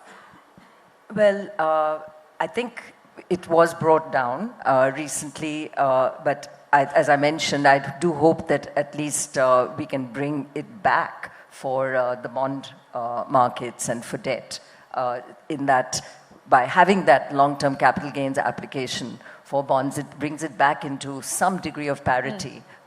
Maybe not at the same level as equity, but some degree of parity. We've seen how the equity markets have really supported India. By virtue of now 13% of total investments are in mutual funds, largely in equity. And largely domestic. Yeah? And largely domestic. And domestic. And how critical it's been when the foreign investors have bailed out. So I think quite important to continue to look at the long-term capital gains play. We saw the whole noise which government heeded on land sales. So it's very close to people's heart. At the individual level and also the corporate level. And if we do want capital creation to happen, we need to be able to allow people to get in and out of assets in a way that it also leaves money in their hands. But I think the levels we're at are really, if you look at the global developed markets, less so maybe the developing ones, our rates are really where many countries are already. So let me end then, Naina, by asking you about the paradox that we're sort of dealing with at this point in time, the rupee. And we've, of course, talked about the macroeconomic stability and the strength of the Indian economy. And the survey highlights this, that the rupee is punching below its weight, in the words of the chief economic advisor. Why do you believe that's the case? And do you believe that any intervention at this point in time is warranted? So I think the issue on foreign exchange management is you can't support it forever. We don't have that ability. So the RBI's policy rightly has always been to manage it. So it's not volatile, jumping up and down, but if it's on its way down, to manage it so it smoothens the curve. And I think that has to be what we look at. Now, it's very hard to do in an environment where volatility comes from every time the US president gets out of bed. So how do you plan for that volatility? And it makes the job of any central banker very hard. And I think it's that volatility that is also hurting us, because companies are just not sure. Do you hedge? Where do you hedge? What is the cost of hedging? Yeah. So it's not as if you can plan for that either. The rupee is, it looked pretty stable last year. I think many of us believed it would just stay at that sort of 88 level for a bit, and then before we knew it, very quickly, it's dropped. the end of the day, we have to just focus on macroeconomic robustness. And that can come only from our foreign exchange earnings, which is why we have to push for exports. We have to make sure that we can curtail our import bill. We have to keep our fingers crossed on crude, where we continue to remain so dependent on offshore fossil fuel, which I think is always a worry, and doing more on that front. I would also say that infrastructure, being where it is at the 3.1 sort of levels GDP, and it's hard to see it increase, but we can make it work harder for us by securitizing better. So the whole option of the InvIT is just that. How do you put high yielding or yielding assets into packages so that that money is then available to redeploy? So let's do that faster. You mentioned land banks. I don't know if it's easy to create land banks of InvITs, because the concept of the InvIT is returns. So assets which are giving returns, tolls from highways, etc., airports, etc., they render themselves into InvITs, because InvITs are about giving yields and return. And if we want to speed the process, and not all assets are ready to go there because they look riskier, then are there ways of credit enhancement that government can provide, but just to keep moving the assets out, those that are mature, those that are looking secure, and redeploy that money towards further development. Shubhakant, you wanted to come in? No, just wanted to supplement something which Naina just mentioned, which is that the economic survey, while talking about the rupee punching below its weight, also talks about the importance of manufacturing sector, because mere fiscal prudence and strong domestic fundamentals are no longer sort of enough of a moat. And having said that, there are of course geopolitical factors for the rupee slipping. It provides a modicum of relief, from the punishing tariffs which are there. And the RBI dividend, as Subhash Garg was pointing out. But having said that, I think it's important to mention here, we have referred to it many times in the past about, fiscal and monetary policy working hand in hand to keep the economy stable. And I think it's important to acknowledge, that the fact that the central bank has done, cutting through across governors, has done a wonderful job of reducing that volatility and at times stepping in to ensure that there is no speculation which is leading to huge swings. But at the end of the day, fundamentals, even if you have them in your favor, are not enough of a moat. Necessarily good enough at this point in time. Yes, given the environment. But let me ask you about the commodity super cycle that we're seeing, especially in gold and silver. We may have seen a little bit of a come off last night, but of course recovering from their lows. But what do you make of that? And do you believe that the government may consider the imposition of duties on gold and silver, or given the fact that we're already dealing with the tariff onslaught, that's unlikely?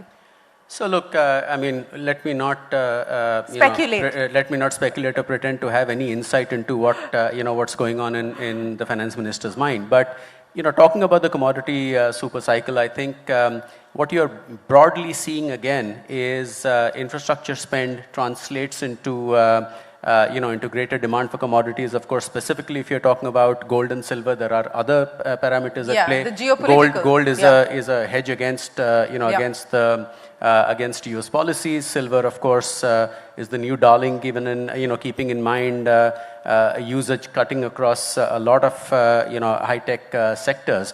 But I think broadly, I'm of the opinion that you're at a situation where there is a lot of turmoil in the world.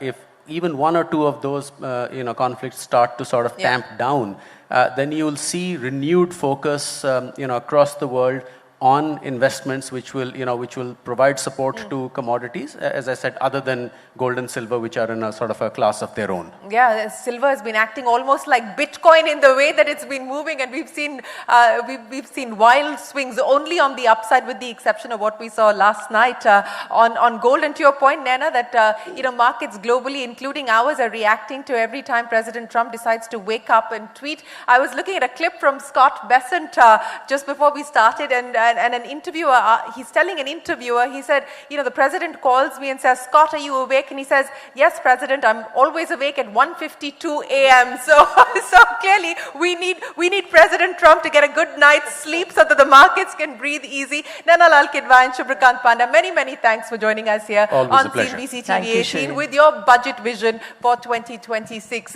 Ladies and gentlemen, a big round of applause. We are going to continue the conversations here, but thank you to Nana and Shubhrikant for joining us. Thank you.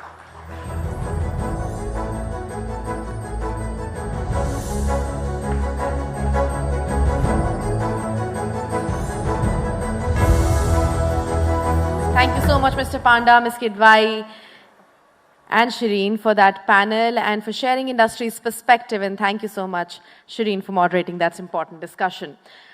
On to the next panel. As budget day approaches, expectations build rapidly across markets, businesses, and households. But how do these expectations align with the fiscal realities and policy constraints? This session examines how budgets are interpreted, where perceptions often diverges from policy intent, and how to read budget signals beyond the headline. Please welcome back on stage Shireen Bhan, Managing Editor, CNBC-TV18, and joining her are two leaders with deep experience in fiscal administration and governance to share a policy perspective. Please welcome, with a huge round of applause, Akhilesh Ranjan, former member CBDT, and Vivek Johri, former chairperson CBIC and senior advisor KPMG India.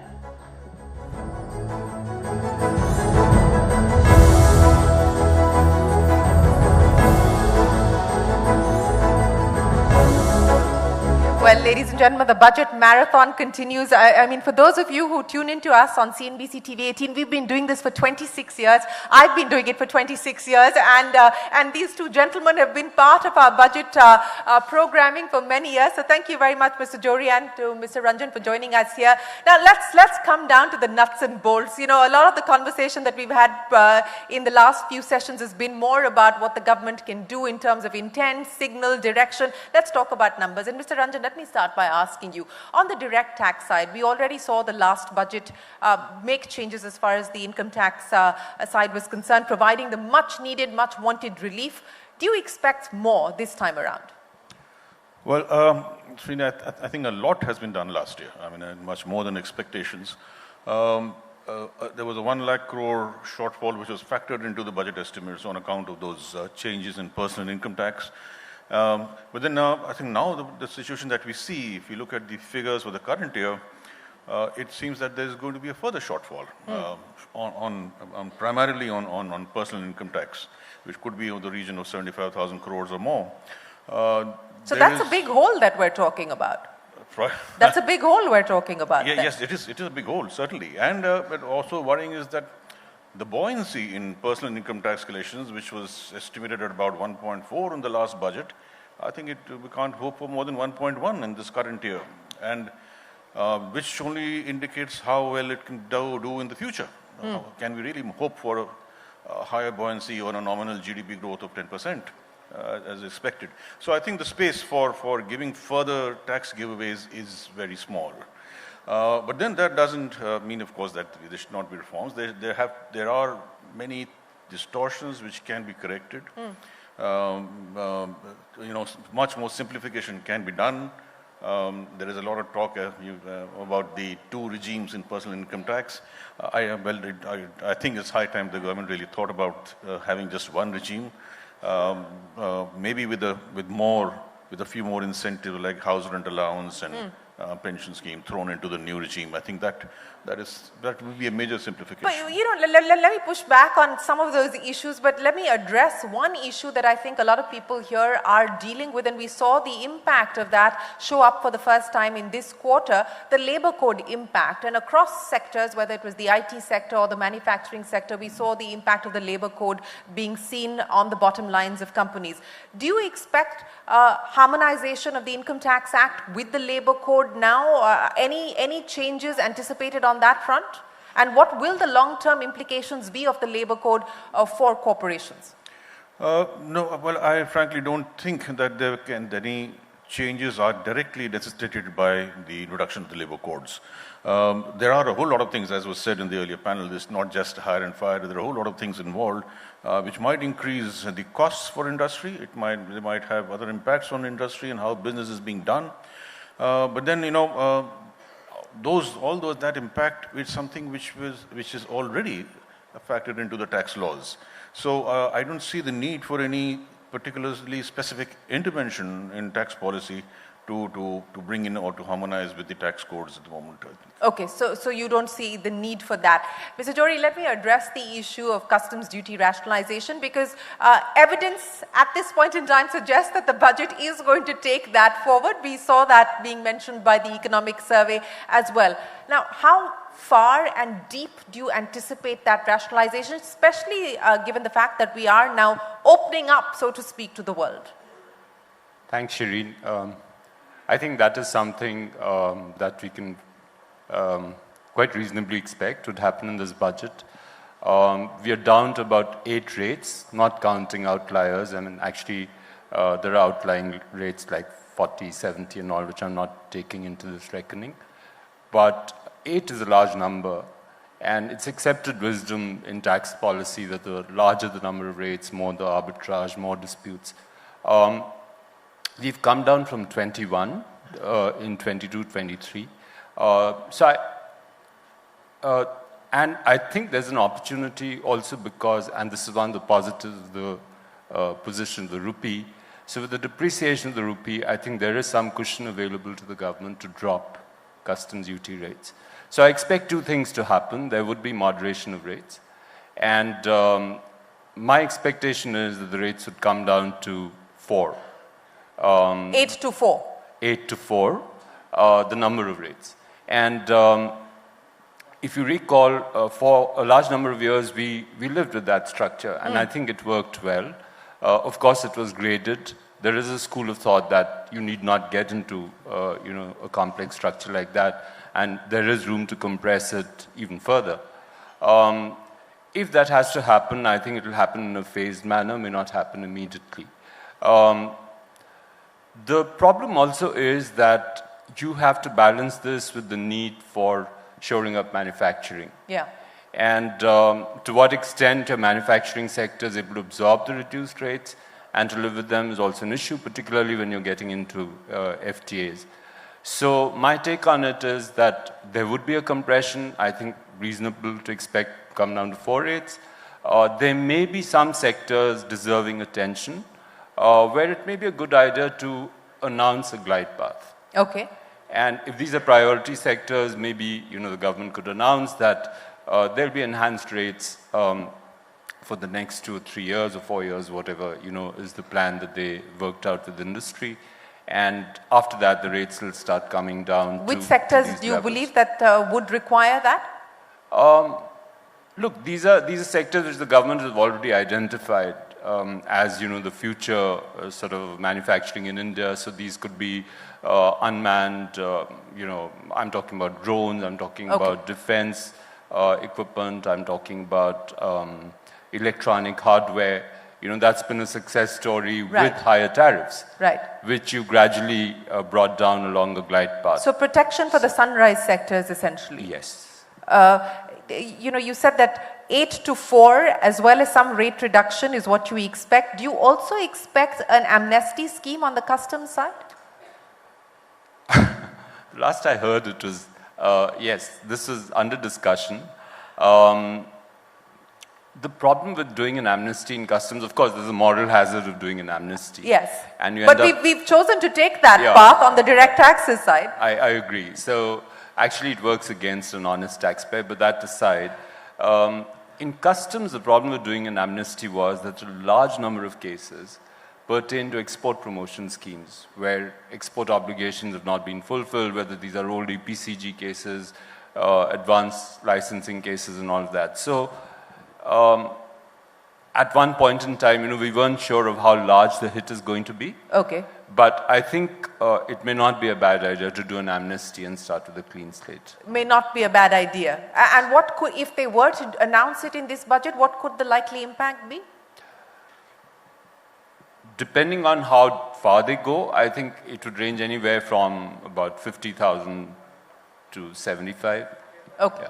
Okay, 50,000 to 75,000 crores. Mr. Ranjan, let's address one of the other big sort of red flags at this point in time. And, you know, the economic survey talked about the fact that there is an investment reluctance and we need to examine why. In that context, let me ask you, you know, the friction, the pain points that continue to remain on the table, whether it is advanced pricing, which one of our panelists mentioned, or even more recently, the Supreme Court order. Do you believe that some sort of signal messaging is warranted, or perhaps even something far-reaching than that?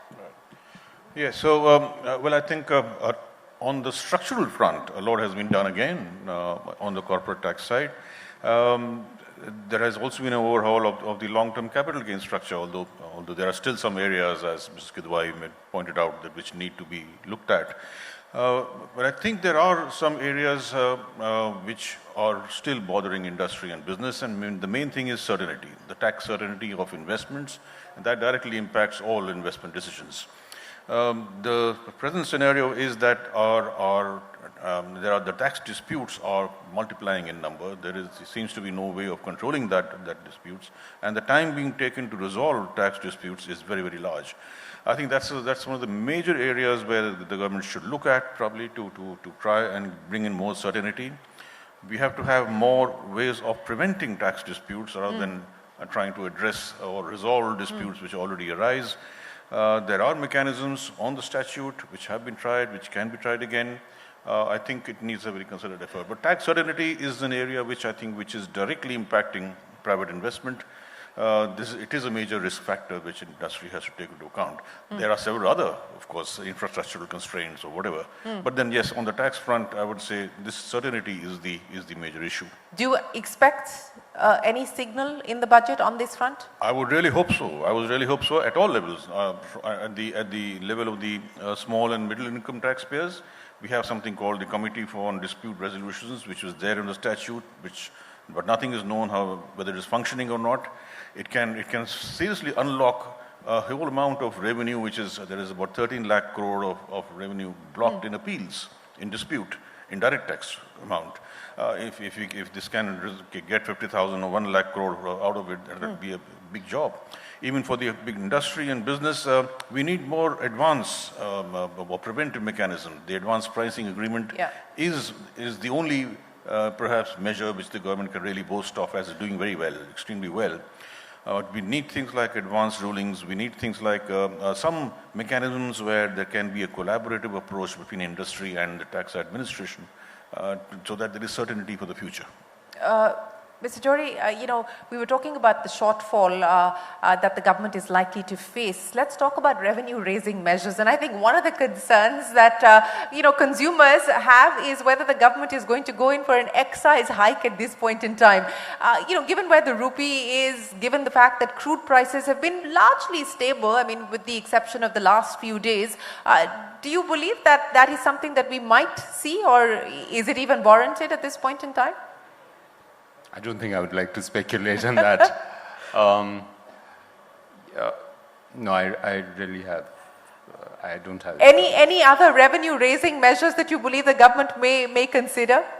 Look, I would just say that customs is no longer looked at as a source of revenue in government. It's more of an instrument for industrial policy, you know, and for shoring up manufacturing, providing them support and level playing field. So that's why I think if we talk about customs reforms... Not customs necessarily, but, you know, more items under a cess bracket, new cesses, you know, anything likely on that front, you think? I think we already have a couple of cesses. So I don't think this is the time to introduce new cesses. At least I would not expect them personally, because they just complicate the rate structure. And I would just like to comment on your question about certainty. I think even in indirect taxes, that's a very big concern. And that's something that speaks directly to investors, whether it's direct tax or indirect tax. It's easy in our system to raise disputes, but very difficult to close them. And there are mechanisms available to deal with that. We have advanced ruling On the customs side, ever since we decentralized advanced ruling, I think it's worked very well. I think we need to broaden that and bring in more advanced ruling authorities, at all the major ports, and maybe even allow, the commissioners, the chief commissioners of the port themselves to issue rulings, because then they're easily accessible. That's one. And then, we have to be very proactive in ensuring that taxpayers are treated alike, and there are no surprises that are sprung on them. So I have 2 or 3 suggestions there. We have what are known as national assessment committees, which are chaired by chief commissioners, and they've been assigned different commodity groups to examine. I think they should go out proactively. We have all the data we want to be able to figure out whether the same product is being treated alike at different ports and different formations. And if they're not being assessed alike, then what are the reasons? And they're the ones who should go out proactively explore that. And before it converts into an investigation or a show cause notice, these are senior people who should apply their minds to it and maybe recommend to the board to issue circulars where it's warranted. There are powers in law to do that.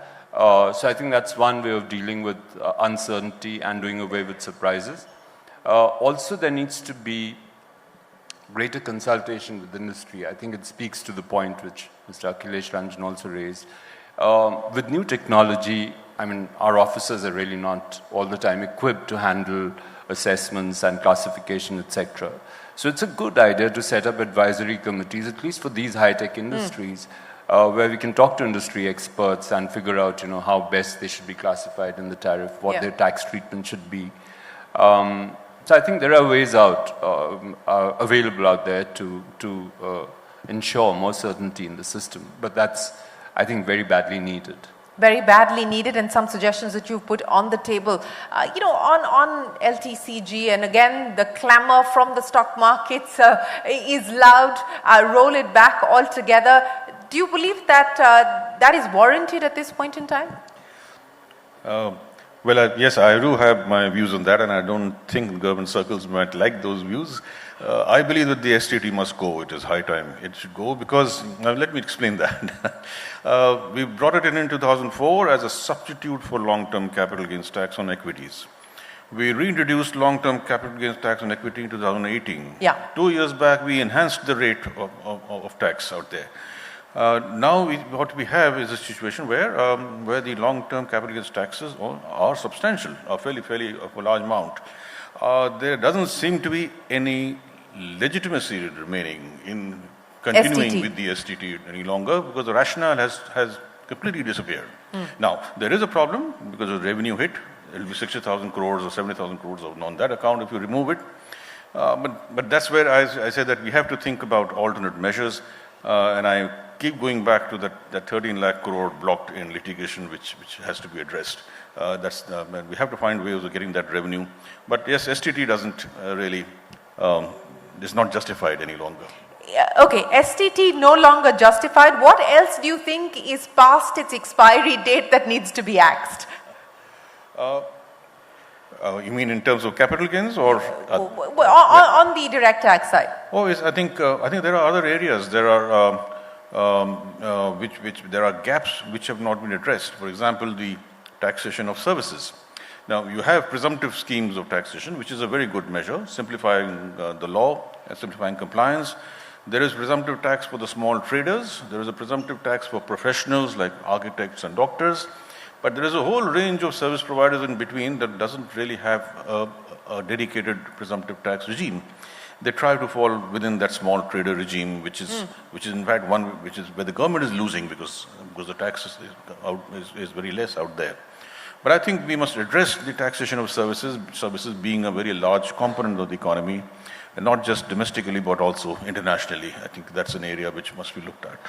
One of the long pending things, and I know we've spoken about this previously as well, is to deal with SEZs and whether this is going to be the budget that will move on that. Mr. Jory, do you think that's SEZ, special economic zone reforms, whether we're likely to see that coming through? Yeah, so there are, on SEZs, there were two major issues that need to be sorted out. One is the duties to be charged when SEZs supply material into the domestic tariff area. And currently, we treat it as if it were an import, a fresh import into the country. The demand from the industry has been that it should be like, the mover scheme, where you just repay whatever taxes you'd foregone on the inputs, etc., when you brought material into the SEZ. I think there is merit in that, because over a period of time, what has happened is that, let me explain why, the government perhaps was reluctant to make this change. The perception in government at that time was that when SEZs were introduced, there were a whole lot of benefits on the direct tax side, which the developers and units in SEZs had availed of. And by bringing them at par with other schemes like Mover, they were getting an unfair advantage vis-a-vis other schemes. But if you scan the past couple of years, you find that those direct tax benefits have actually been eroded and they've been dispensed with over a period of time. So now you're caught in a situation where those benefits have lost their value, and yet you treat them differently vis-a-vis other schemes. So I think there is a good case for, extending the same kind of treatment to goods that are cleared from SEZs into the DTA. What that will also do is that it will broad-base your export promotion schemes. I think there's a plethora of schemes. And for example, there's this disparity between Mover and SEZs, and that needs to go. The overarching imperative is that on SEZs, you've gone and created a huge sort of infrastructure, which is kind of lying unutilized, and that's a concern. So when you talk about industrial parks, and you talk about, the survey yesterday talked about how for manufacturing resilience, you need to focus on, these parks. Yes, large clusters. Yes, cluster approach. And SEZs are offering you that infrastructure. Exactly. So, why would you not want to use it? So I think if there is, the only impediment that's coming in the way is the tax treatment, then I think there's a good case for doing away with it. The other major demand from industry has been to allow SEZ units to do job work for units which are in the DTA. Because that gives them more sort of, that makes them more viable when the export season is not good. I think that is also something that needs to be considered, by the government. I don't know whether it will happen in the budget because it can be done by notification. So maybe it will happen during the year. So outside of the 3-4 things that you touched upon that you believe we're likely to see come through in the budget, what do you believe the overarching direction is likely to be on the indirect tax side in the budget this year? In terms of intent, in terms of signaling, in terms of direction? The intent quite clearly would be to use indirect taxes for supporting manufacturing. I think that's a very big imperative. If you want to do Viksit Bharat, if you want to shore up your share of manufacturing in GDP, then definitely, you need to have an enabling tax environment for that. So I think when I talked about customs duty, the rate structure reform, I think that is what it will aim at. So I think the largest focus will be on that. And I also expect, more work on ease of doing business, and trade facilitation measures. For example, on the customs side, we are monitoring, the time release and the time it takes to clear cargo. And we still haven't got to the targets that were set by the National Trade Facilitation Committee, particularly on seaports. So I think there'll be some more work needed on that. I talked about how the Advanced Ruling Authority needs to be shored up. The National Assessment Centers need to be reactivated. So I think there are going to be ease of doing business reforms. We'll see some more measures there. I think the IT infrastructure for customs is also undergoing a revamp, and there is considerable scope for sort of improving, the taxpayer experience with that. So I think there'll be some announcements related to that. On that front, Mr. Ranjan, let me ask you about the same question on the direct tax side. What do you believe the overarching theme and prioritization will be? Well, I think it has to be consolidation and removing distortions, increasing the fairness of the system. Direct taxes are still viewed as being slightly unfair by a large section of the tax-paying population, and that's a very critical area which is normally not looked at. Because when you have faith in the system and you think it's fair, then there is more trust, and trust comes with better compliance, higher tax collections, and that's the way the things are moving. So I think we need to look at the law not just by rewriting it, but by looking at the distortions which there. One of them, as I mentioned, is the STT. Yeah. The other is the two different regimes or several options of how you want to tax yourself. I think there has to be clarity and simplification all the time, and a perceived fairness. And of course, there is, on the corporate side, I really hope that there is some strong incentive on the R&D front, which is again something. Bring back the tax SOPs that had been phased out? Yes. So in fact, a more intensive push on R&D. So now that we have the RDI fund, there can be ways of monitoring how taxpayers are using these incentives. So I think it should be brought back in a very big way, because we do need, it has been said by earlier panels, we do need development of skills and innovation, not just carpentry and electricians, but innovation really on all fronts. Maybe we could see a return.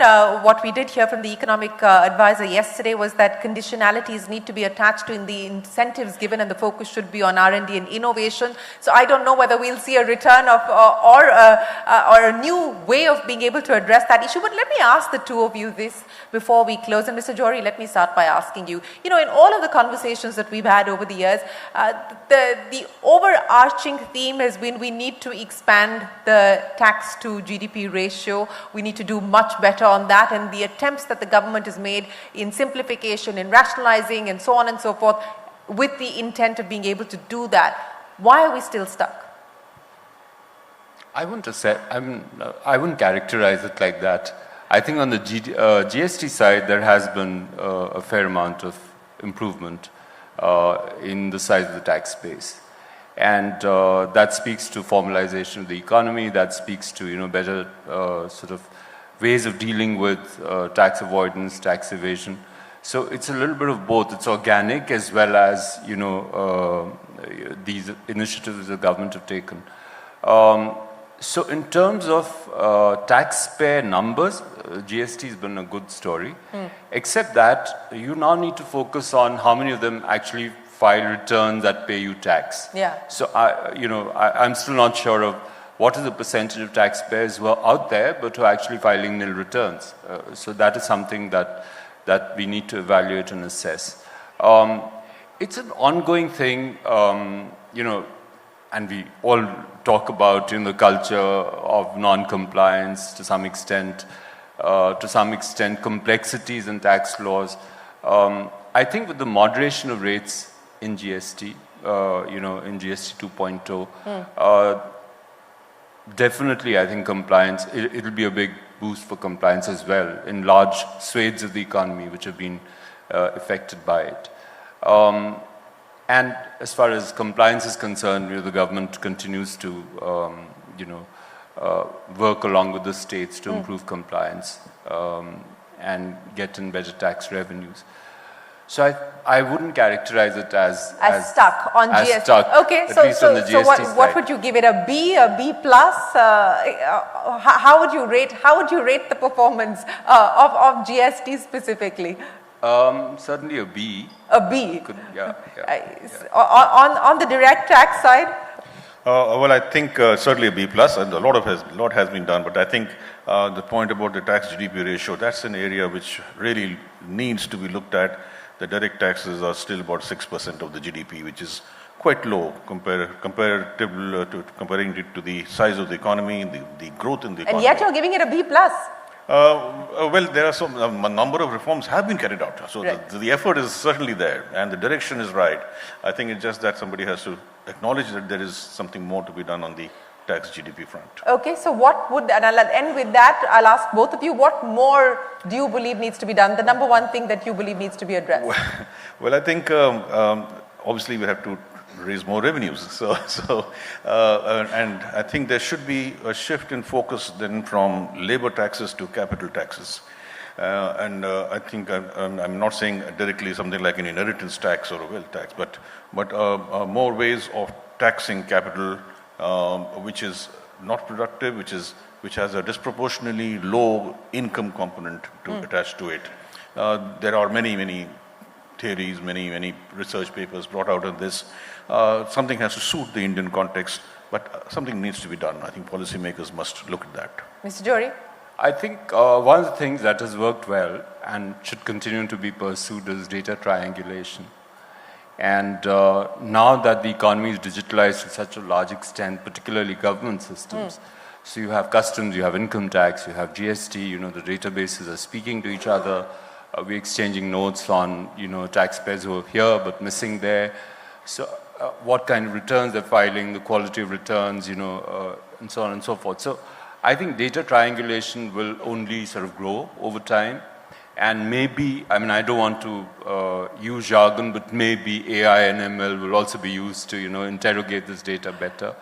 So I think that is something that holds a lot of promise in the future, you know, for better tax compliance and increasing the taxpayer base.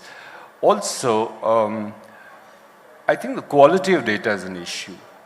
And I don't know about income tax, I'm not qualified to speak about that, but indirect taxes, particularly customs data, even you know, GST data to some extent, how good it is in quality, we really have to test and see. So I think there should be almost a mission launched by the government on improving and assessing data quality in our systems, because that speaks to interoperability of systems and being able to exchange data with each other. The third thing that I think needs to be done, and that's in-house, it's already being done, it's not as if the government is not paying attention to it, but I keep saying this, train your officers even more, because, you know, new skill sets are needed, new ways of dealing with taxpayers are needed, and no amount of training falls short of what we need, particularly when it comes to transparency and fairness. I think these are values that we need to internalize, you know, much deeper in our systems. So, well, thank you, gentlemen, for laying out a roadmap on what we should expect, not just in the budget. You've given us some very specific recommendations of what you expect the budget to deliver on, but more importantly, laying out for us a medium and a long-term roadmap. To your point about, you know, LLMs and AI, I hope we don't have data being uploaded onto ChatGPT. We should perhaps wait for our sovereign model, which we expect will be launched in February at the India AI Impact Summit. But Mr. Ranjan and Mr. Jory, we'll have you back on Sunday, Super Sunday is what we're calling it, the budget day, to see how much of what we've spoken about here is translated into action when the Finance Minister presents her budget. Thank you very much for your time. Ladies and gentlemen, a big round of applause for Akhilesh Ranjan and Vivek Jory. Thank you so much, Thank sir. you.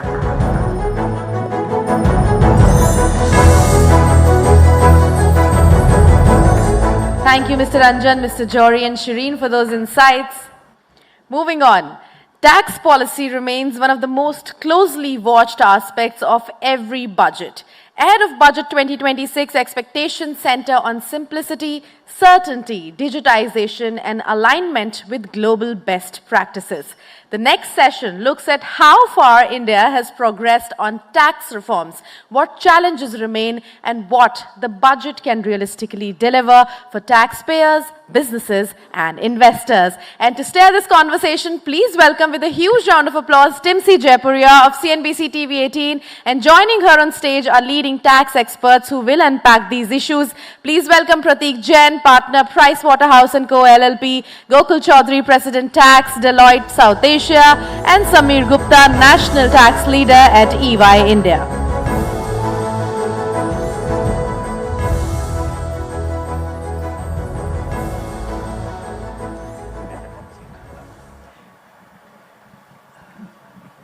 Well, we have some accomplished gentlemen sitting here talking and actually advising a lot of our corporates on the tax policy, what should be and what should not be on their radar. But having you over here, many thanks for being with us just ahead of the union budget. Starting with you, Samir, you spoke about a lot of things to me prior to this engagement and this conversation that we are having, but a key takeaway from what Mr. Ranjan was saying, STT, enough. Is it the right time? Look, I think Mr. Ranjan, of course, made some very eloquent points. Clearly, there is a history, and we heard the history from him. Probably the time has come to have a look at this. And I think, in addition to what he said, I would just anecdote it with globally what happens. So globally, STT is levied. Wherever STT is levied, there is no CGT, first of all. Secondly, the way in which foreign institutional investors, and we spoke about this, invest, is that when they're doing portfolio investments, they are not paying any capital gains tax. So Hong Kong, Singapore, Japan, UK, if you invest from India to US also, there is no capital gains tax for us. So when you do portfolio investments, there is no capital gains tax. So in the case of FIIs, if they have to pay long-term capital gains tax, short-term capital gain tax, depending on holding period, and STT, it's a tall task. It's not just the tax payment, but the plethora of compliances that come with it. So I do think that whether it is the domestic investor or whether it is the institutional community, a relook at this levy is definitely something that needs serious consideration. And perhaps, given everything that's going on, maybe the time has come. What about you, Gokul? The time has come or not? Many years ago, I was reminded of the fact that anything that happens on the tax policy side, the conversations begin with the stakeholders a couple of years before. And I think that's the teasing phase that we are in. I do notice that the number of critical stakeholders on the subject are talking. And when will this happen is a question which I guess we'll get to know in time. So at least the talk has started, and that is good enough direction for the industry. Prateek, what are your thoughts? No, as Mr. Ranjan was saying, that there is a rationale for doing away with the STT. I think Samir also pointed out there is. It's just a question of fiscal room available with the finance minister.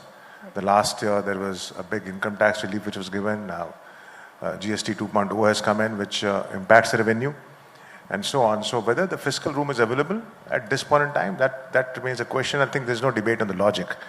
So, and that's one way to excite the market, excite everyone else, because we are not expecting anything earth-shattering in this budget from a individual tax perspective or any otherwise. So this may be just that fire that might be needed.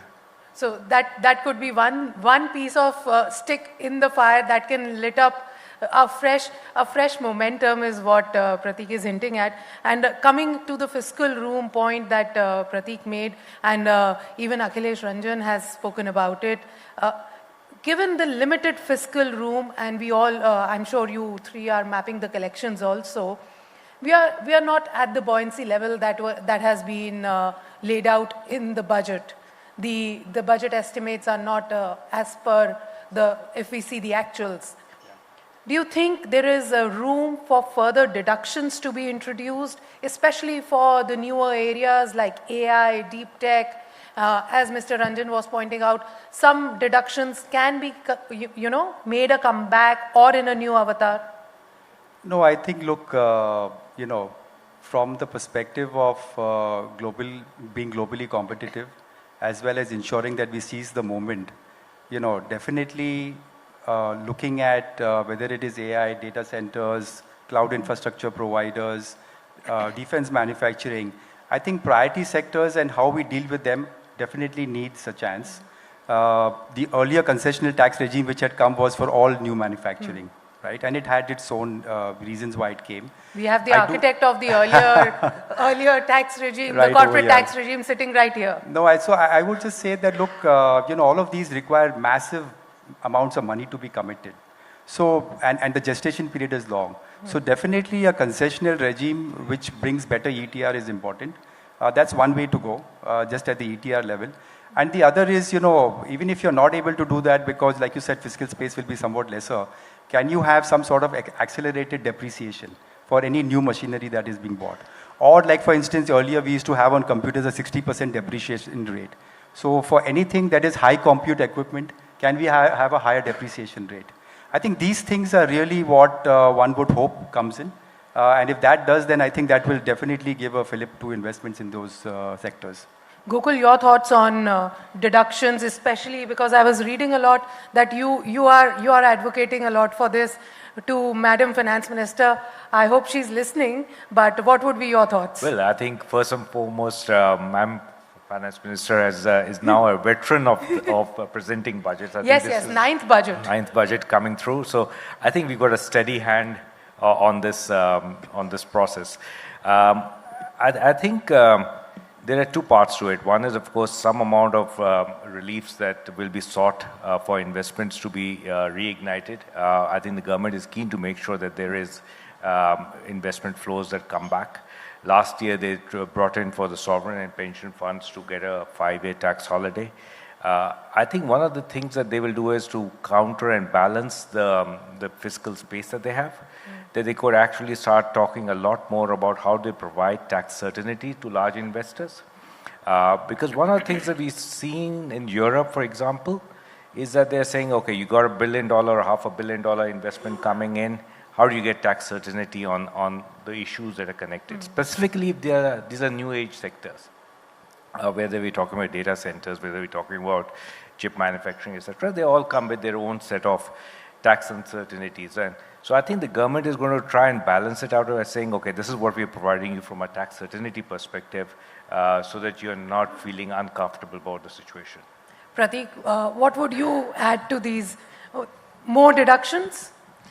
Well, not really. I mean, as Gokul pointed out, and when we talk to the CEOs and so on, if the choice is between tax incentives and tax certainty, they are all going for tax certainty, right? So, of course, the reduction, if it comes in for R&D, Economic Survey did talk about AI infrastructure, digital infrastructure, and so on, that'll be welcome. But if the choice is between a tax concession and a certainty, then we'll go for tax certainty. And therefore, how do we clarify some of the issues? Data center is one. Clearly, it needs to be clarified that by setting up a data center in India, you will not constitute a P, for example. And, a cost plus, a margin, a certain margin, maybe you can bring that in under safe harbor and so on. So therefore, data center is important.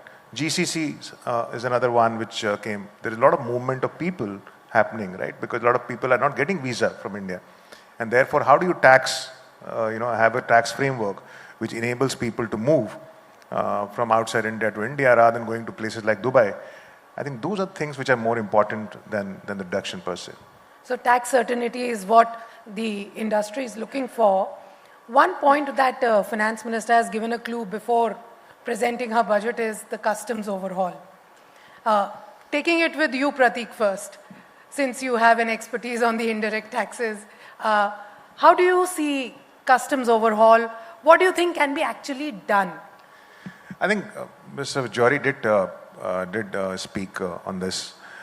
One is the rate rationalization from, let's say, 7, 8 slabs to 4 or 5 slabs, with having a lower rate on raw materials, slightly higher rate on intermediary products, and then finished products and so on. That's clearly one. SEZ, how do we use the capacity of SEZ and create that framework for domestic supplies? That's another. Third is customs amnesty scheme, and I think that's something which has been going on for the last 3-4 years. We have been raising this again and again. Around 40,000 crore was the amount which was stuck in litigation, which was reported 2 years ago on customs. That's one. And for all other legislation, you have had amnesty schemes which have come in, income tax, GST and so on, but nothing for customs. So that's another thing which comes to mind. The fourth one is that because of this whole geopolitics and issues, now India and EU, for example, have signed an FTA. Now a lot of manufacturing will come into India, and that's what we're expecting. So how do we incentivize that manufacturing to come in? That's another, whether by way of customs or otherwise. Also, the last point, last year, if you recall, we had reduced custom duties on things like bourbon whiskey and bikes and so on. Now with India, EU FTA signed, and of course it will take a year or so to get effective. The government might look at some products and reduce the duty in this budget, right, which are imported from EU. Gokul, your thoughts on customs overhaul? Well, Pratik's the expert on this subject, and I don't know how many of people know or you know that at a certain point in time, all three of us used to work for the same organization. And when we did work for the same organization, his job was indirect taxes. You know... That's why I let him speak the first on this. So I think there are 2 points which are here. One is, I think India has shown a tremendous openness in response to geopolitics to go out for bilateral deals and has signed a spate of free trade agreements from New Zealand down to the EU. I think that probably gives a greater degree of confidence in India to say, okay, this is one area where we want to actually focus upon to get trade, to create the investment flows and to create the job creation that we actually need to have. So they are recognizing the role of customs and supply chain far more seriously than ever before that we have seen. That's one. The second point which was picked up by Pratik is an interesting one, because I won't call it tax amnesty, because amnesty carries a certain connotation which is not very... Which government does not like. I will say that, look, both from a customs perspective as well as from an income tax perspective, maybe we need to have a better dispute resolution mechanism. And the reason we need to do it, because again we are seeing a build-up of tax demands getting stuck in the system for years on end, and now in income tax also there is a pretty large backlog. And so if the government wants to try and get some amount of elbow room on the fiscal side, maybe it's time to talk about a more incentivized tax dispute resolution scheme to come in. What about you, Samir? How are you looking at the custom side? So maybe I'll give a little different spin, a new leaf from the Eco-Survey. So the Eco-Survey talked about, the misalignment between customs and transfer pricing valuation, right? One looks for over-invoicing, the other looks for under-invoicing. And then the taxpayer is left scratching their head as to, I'm getting hit both sides. And the taxman sending notices. Absolutely. So I think that, that's something which definitely needs a resolution. So how do you come to a situation where you can have a pricing arrangement which is a customs plus transfer pricing advance ruling? Of course, this is there in South Korea. If that can be done, then I think, from a ease of doing business, from a certainty point of view, that would be a big step forward for us. So that's where my point would come out. Other than, of course, the rate rationalization and the tariffs and everything. On the litigation side, because that has been a common ask, be it direct taxes or indirect taxes, as all of you have been talking about, that a lot of amount of money is locked up there, and it gives working capital issues for the industry. And it is also better to get away with the legacy cases and free up that revenue for the government, a sweetener for the industry too. What would be your thoughts? Because we've seen many of such schemes in the past, but why did they not work? Look, I think water under the bridge, but if we have to look at, disputes, and Mr. Ranjan spoke about that again, I would break it into 2 parts. What are the pending litigation items? And 85% of the disputes in direct taxes are stuck at the commissioner appeals, which is just the first level. We have something like 525,000 cases. It did go up, but it's come back to the same number it was 3 years back. So we haven't moved forward. And I think 2 or 3 things. One, you need a framework approach. So you need to basket your cases, perhaps. Any litigation which is more than 100 crores, put all of those together, prioritize those. Anything that's more than 5 years old, prioritize those, right? And the other piece which I know, from a grounds feeling is that commission appeals have also gone faceless, like our assessments. And I think there is a bit of learning in that, because we are struggling a bit over there. Perhaps to clear the backlog for a finite period of time, we can go back to physical hearings. That helps the taxpayer, that helps the commissioners, and you can get rid of these cases much faster. So I think we will need some novel way forward to deal with the past issues. From a go-forward point of view, again, the dispute resolution committee is something which is on the statute book, but it is only for small taxpayers. It is basically for players who have an adjustment of 10 lakhs and the turnover and the income is less than 50 lakhs. So we need to extend it to medium and large term players. And the other thing which I would say, which is a new idea which can also work, is that even before an assessment happens, can you have a tax mediation provision? So during the course of the assessment, if a taxpayer can approach the mediation council and settle the matter, then like they say, you are not in dispute, because disputes can take forever. So some of these things I think definitely can change the game when it comes to at least direct taxes. But the central action plan of the income tax department does talk about, basketing the cases, taking few on the priority. Gokul, taking that forward with you, we have a central action plan. Every year litigation and reducing litigation is a major chunk that the central action plan actually focuses on, and I'm sure the industry is conveyed about it. A copy also gets accessed by players like you. How would you want the government to rework that and probably reduce the litigation burden? Well, I think the plan is great. It's well thought through and it's well intended. I think the challenge comes when the rubber hits the road and the execution has to happen, because I don't think the infrastructure is of the scale and size that India needs to resolve the cases on the scale that it has. And if one was to take an example of this, I remember a few years ago when we brought in the advanced pricing agreement, we brought in with one commissioner, then we said, well, let's have one more, and then let's have one more. And you actually think about it, we probably need a far more well-organized from an infrastructure perspective, and that's where Mr. Jory is also here. And he talked about training, and I think we need training at scale, and we need training of a far bigger tax functionary department. So I think some of our departments haven't been able to get the resources to be able to be of the scale that India needs today. Pratik, your thoughts on litigation on the direct tax side? Yeah, so there are a lot of things, right? Let me start by saying that industry wants tax certainty. I think government also wants tax certainty. I think that there is intent, but as Gokul said, that issue perhaps lies in implementation. It can be looked at in various ways. One is for threshold for some of the things can be enhanced. Let's say for transfer pricing and so on, individual transactions of a certain value can be put outside the threshold. The second is presumptive taxation. I think last year they brought in something for movement of people for electronic manufacturing. Can it be expanded? Third is the safe harbor rules under transfer pricing regulation. Can that be expanded? We did talk about data centers and so on. And also, how can the litigation be kept in abeyance when the taxpayer has approached the government? So let's say if APA is going on, then you don't then litigate on the same matter year on year till the time that is resolved. So you can put that in pendency. So the various things that can be looked at, but I guess this is priority number one. Somebody is talking about FDIs and how we can get more investment.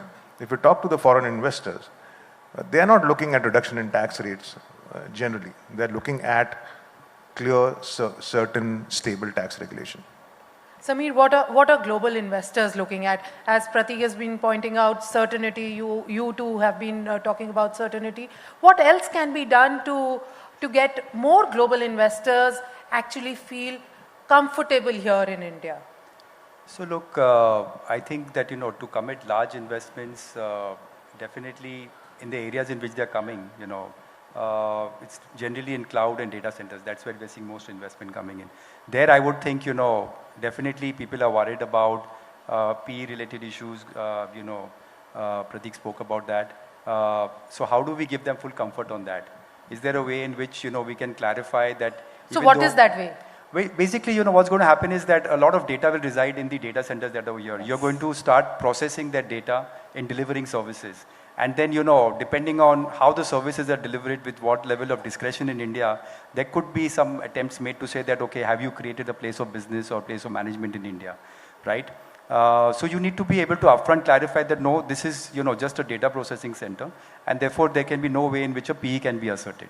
So you'll need to give some advanced guidance for some of these newer areas that we are going into. So that's one, for sure. In the context of GCCs, which I think we have a pole position in the world, in terms of, we have 1,800 GCCs. And if you look at the statistics, only about 450 of them have actually gone for APS. So there are many GCCs who don't go for an APA because of scale and size. And what happens is that they end up getting audited at cost plus 25%, 30%, which is, very different from the AP of 16, 17%. So there, the safe harbor regime has to be far more attractive. If there is a good safe harbor regime, then they will elect it, just file the returns and just do business. So both these areas are areas where I think, tax certainty can definitely make a big difference. Gokul, your thoughts? How global investors are, wanting to see that comfort coming in from India? What is it that they are looking at? Well, if you look at one statistics that came out last year, India exported about $250 billion of services, ITES, last year, which is more than the value of oil and gas that Saudi Arabia exported to the world. So in some ways, we have become this services export house of the world. But services exports have taken over the merchandise exports a bit, back in the date. Correct. But look at the scale of what has been done. Now, the piece why I'm referring to it is that, look, a lot of foreign capital that you're talking about is going to be attracted to our inherent talent arbitrage that we have, which is, the skills we have, the innovation we can produce and so forth. So it's going to be in the services sector. And it's going to be in a services sector where we are very keen to sort of move up the value chain. So the participation is going to be, as we are hoping, that 1 in every 3 AI engineers is going to be here, and therefore we're going to be at the cutting edge of AI. So it's going to be services, and it's going to be a far value creative services sector that we are trying to position for. Which is why, if you look at where did we actually get our software story right, we got our software story right because we had something called the STP Park scheme, if you remember, many years ago. What did it do? It basically said, we'll keep the taxman and tax issues off your back for 10 years till you actually get to a certain scale and size and stabilize your business. Now, if for some of the new age businesses that we are looking at, let's say the GICs, the question is not going to be about give me a tax exemption. It's about how do you make sure I am not going to be distracted by tax issues for the first 10 years as I'm scaling through. And I think that's where safe harbors become important. That you set out a safe harbor, you put out an APA regime which is far more conducive, and you will suddenly see that there's a greater degree of tax certainty that sits in this system. Prateek, your thoughts. What would you advise to the government to make global investors feel comfortable here? So I think a lot has been said already. I'll just say that there are a few interventions from a legislative side which needs to be done. Things like TDS provisions. There are multiple rates for TDS. There has been a overwhelming, I think, demand this time that let us cut this down to 3 TDS rates. One for, let's say, salary, one for, things like lotteries and stuff like that, and one for everything else. At the end of the day, it's just an advanced tax collection mechanism. It's not a revenue generating. So that's one. Whether TCS is required or not, that's another debate. So some of the things can be fixed legislatively. Some of the things are a matter of clarification that Samir talked about, like data centers and all, that are important. And some of the thing is more about, clearing the legacy cases by way of coming with a scheme where industry can just settle and move on. Gokul, on TDS and TCS, you have been quite vocal that there should be certain rationalization that needs to be done. Yeah. Already we saw some bit of rationalization happening last year. Rates were reduced, the number of rates were reduced. Where are we now? So, on TDS, I don't want to make it a personal bugbear, but this is how it is. Look, TDS is done, from a revenue collection perspective, no doubt about it. But there's also been a whole series of sections that said where TDS is actually done because you want to track that transaction and bring that transaction into the system. The question which is there is that having established now a very robust GST system, which captures most transactions, and a GSTN, which seems to be very efficient in the capture of data, the question is that if a transaction is within the GST net and reported within GSTN, then why should we not get all the TDS provisions eliminated from such payments and transactions? I don't know how many percentage of TDS will sort of go away.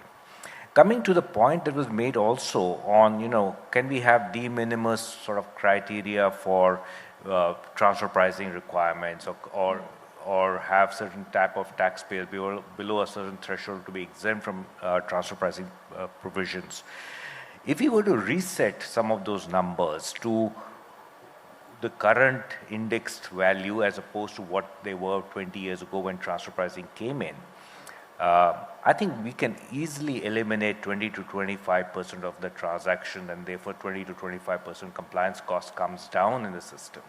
And I think that's great because it certainly makes the system far more agile when you have lesser TDS, lesser compliances.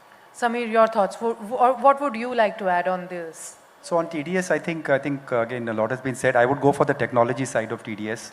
I think what we struggle with is when a taxpayer looks at their books and what they've accrued as income and their TDS credits, it almost never reconciles with the Form 26AS that we get, right? Which is where the payers upload all the payments made to you. So what is missing, according to me, is a common identifier for transactions. What I mean by that is, if you take the e-invoice from the GST invoice and you make that as the basis for reporting all payments on which you do TDS, and then that same invoice number is used for booking your revenues, I think you'll get a full alignment of TDS. So aside of reducing the rates and therefore addressing working capital blockages, I think reconciling this is a big issue. And if we can use technology to do that through the e-invoice, I think that will be a fabulous outcome. There was an agreement, to be fair, between CBDT and CBIC on data exchange. Okay, and hearing it out from you guys saying the same thing, that data mapping from GST could be done towards the direct taxes side too, to reduce that sort of a burden, and it will give you the data mapping, because that's what the provisions of TDS and TCS are for. More than revenue collection, they are for reporting of transactions. That's right. So how can this data exchange be made more better? Because on the GST side, definitely we've seen everything is now digitized because it's a new reform. Okay, it is fairly new, and that's why everything went on to be digital only. But on the direct tax side, we have the new Income Tax Act. Will that give any provision or comfort on data mapping? Look, I think on the income tax side, while there is a new act, I think, again, to borrow a leaf from GST, the direct tax systems still don't have the ability for taxpayers to use APIs, which I think is a big step up. So digitization of direct tax systems, I think we have to introduce APIs, which means that, you're using programmable interfaces to do all your return uploads, notices coming down, as well as upload of submissions. So I would think APIs is a big area that we should go for in direct taxes. And the other big area is, for tracking refunds.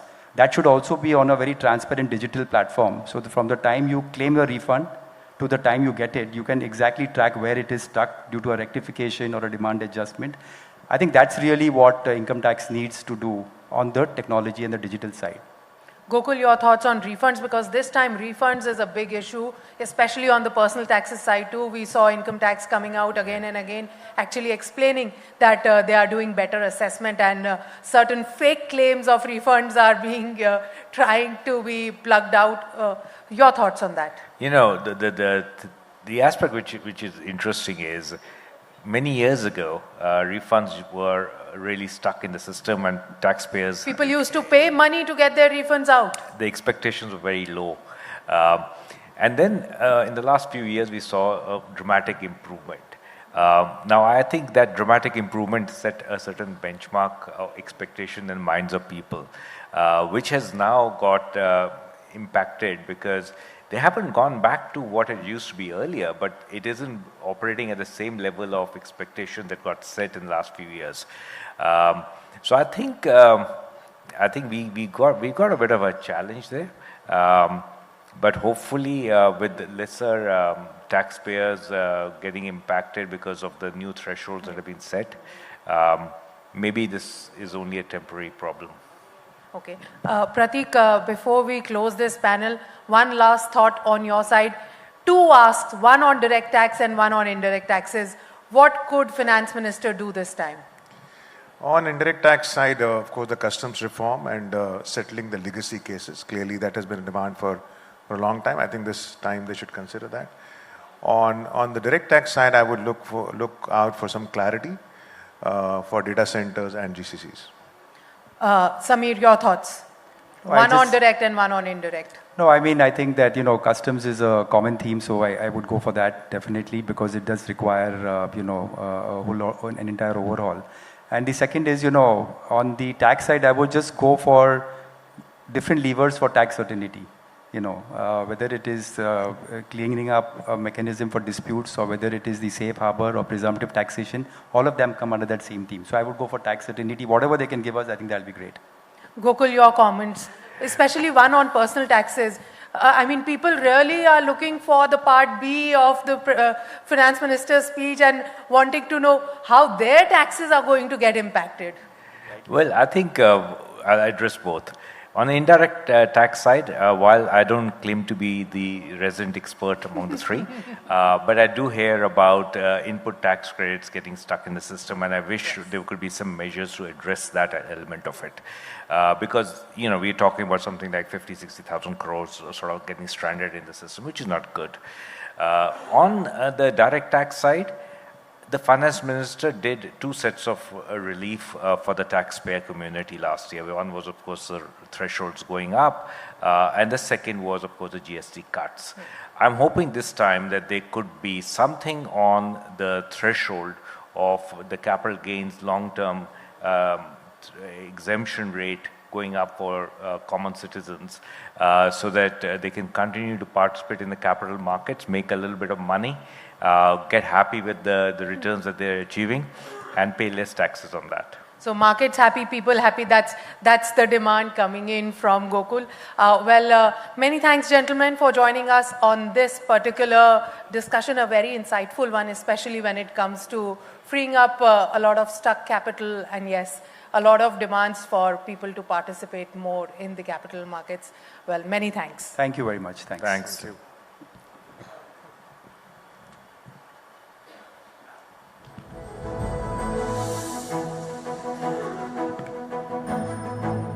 Thank you so much, Mr. Jain, Mr. Chaudhary, Mr. Gupta, and Timsy for that insightful and forward-looking discussion. Ladies and gentlemen, I would request you to give them a huge round of applause for that discussion. And now, as Budget 2026 approaches, today's conversations have reinforced a clear message.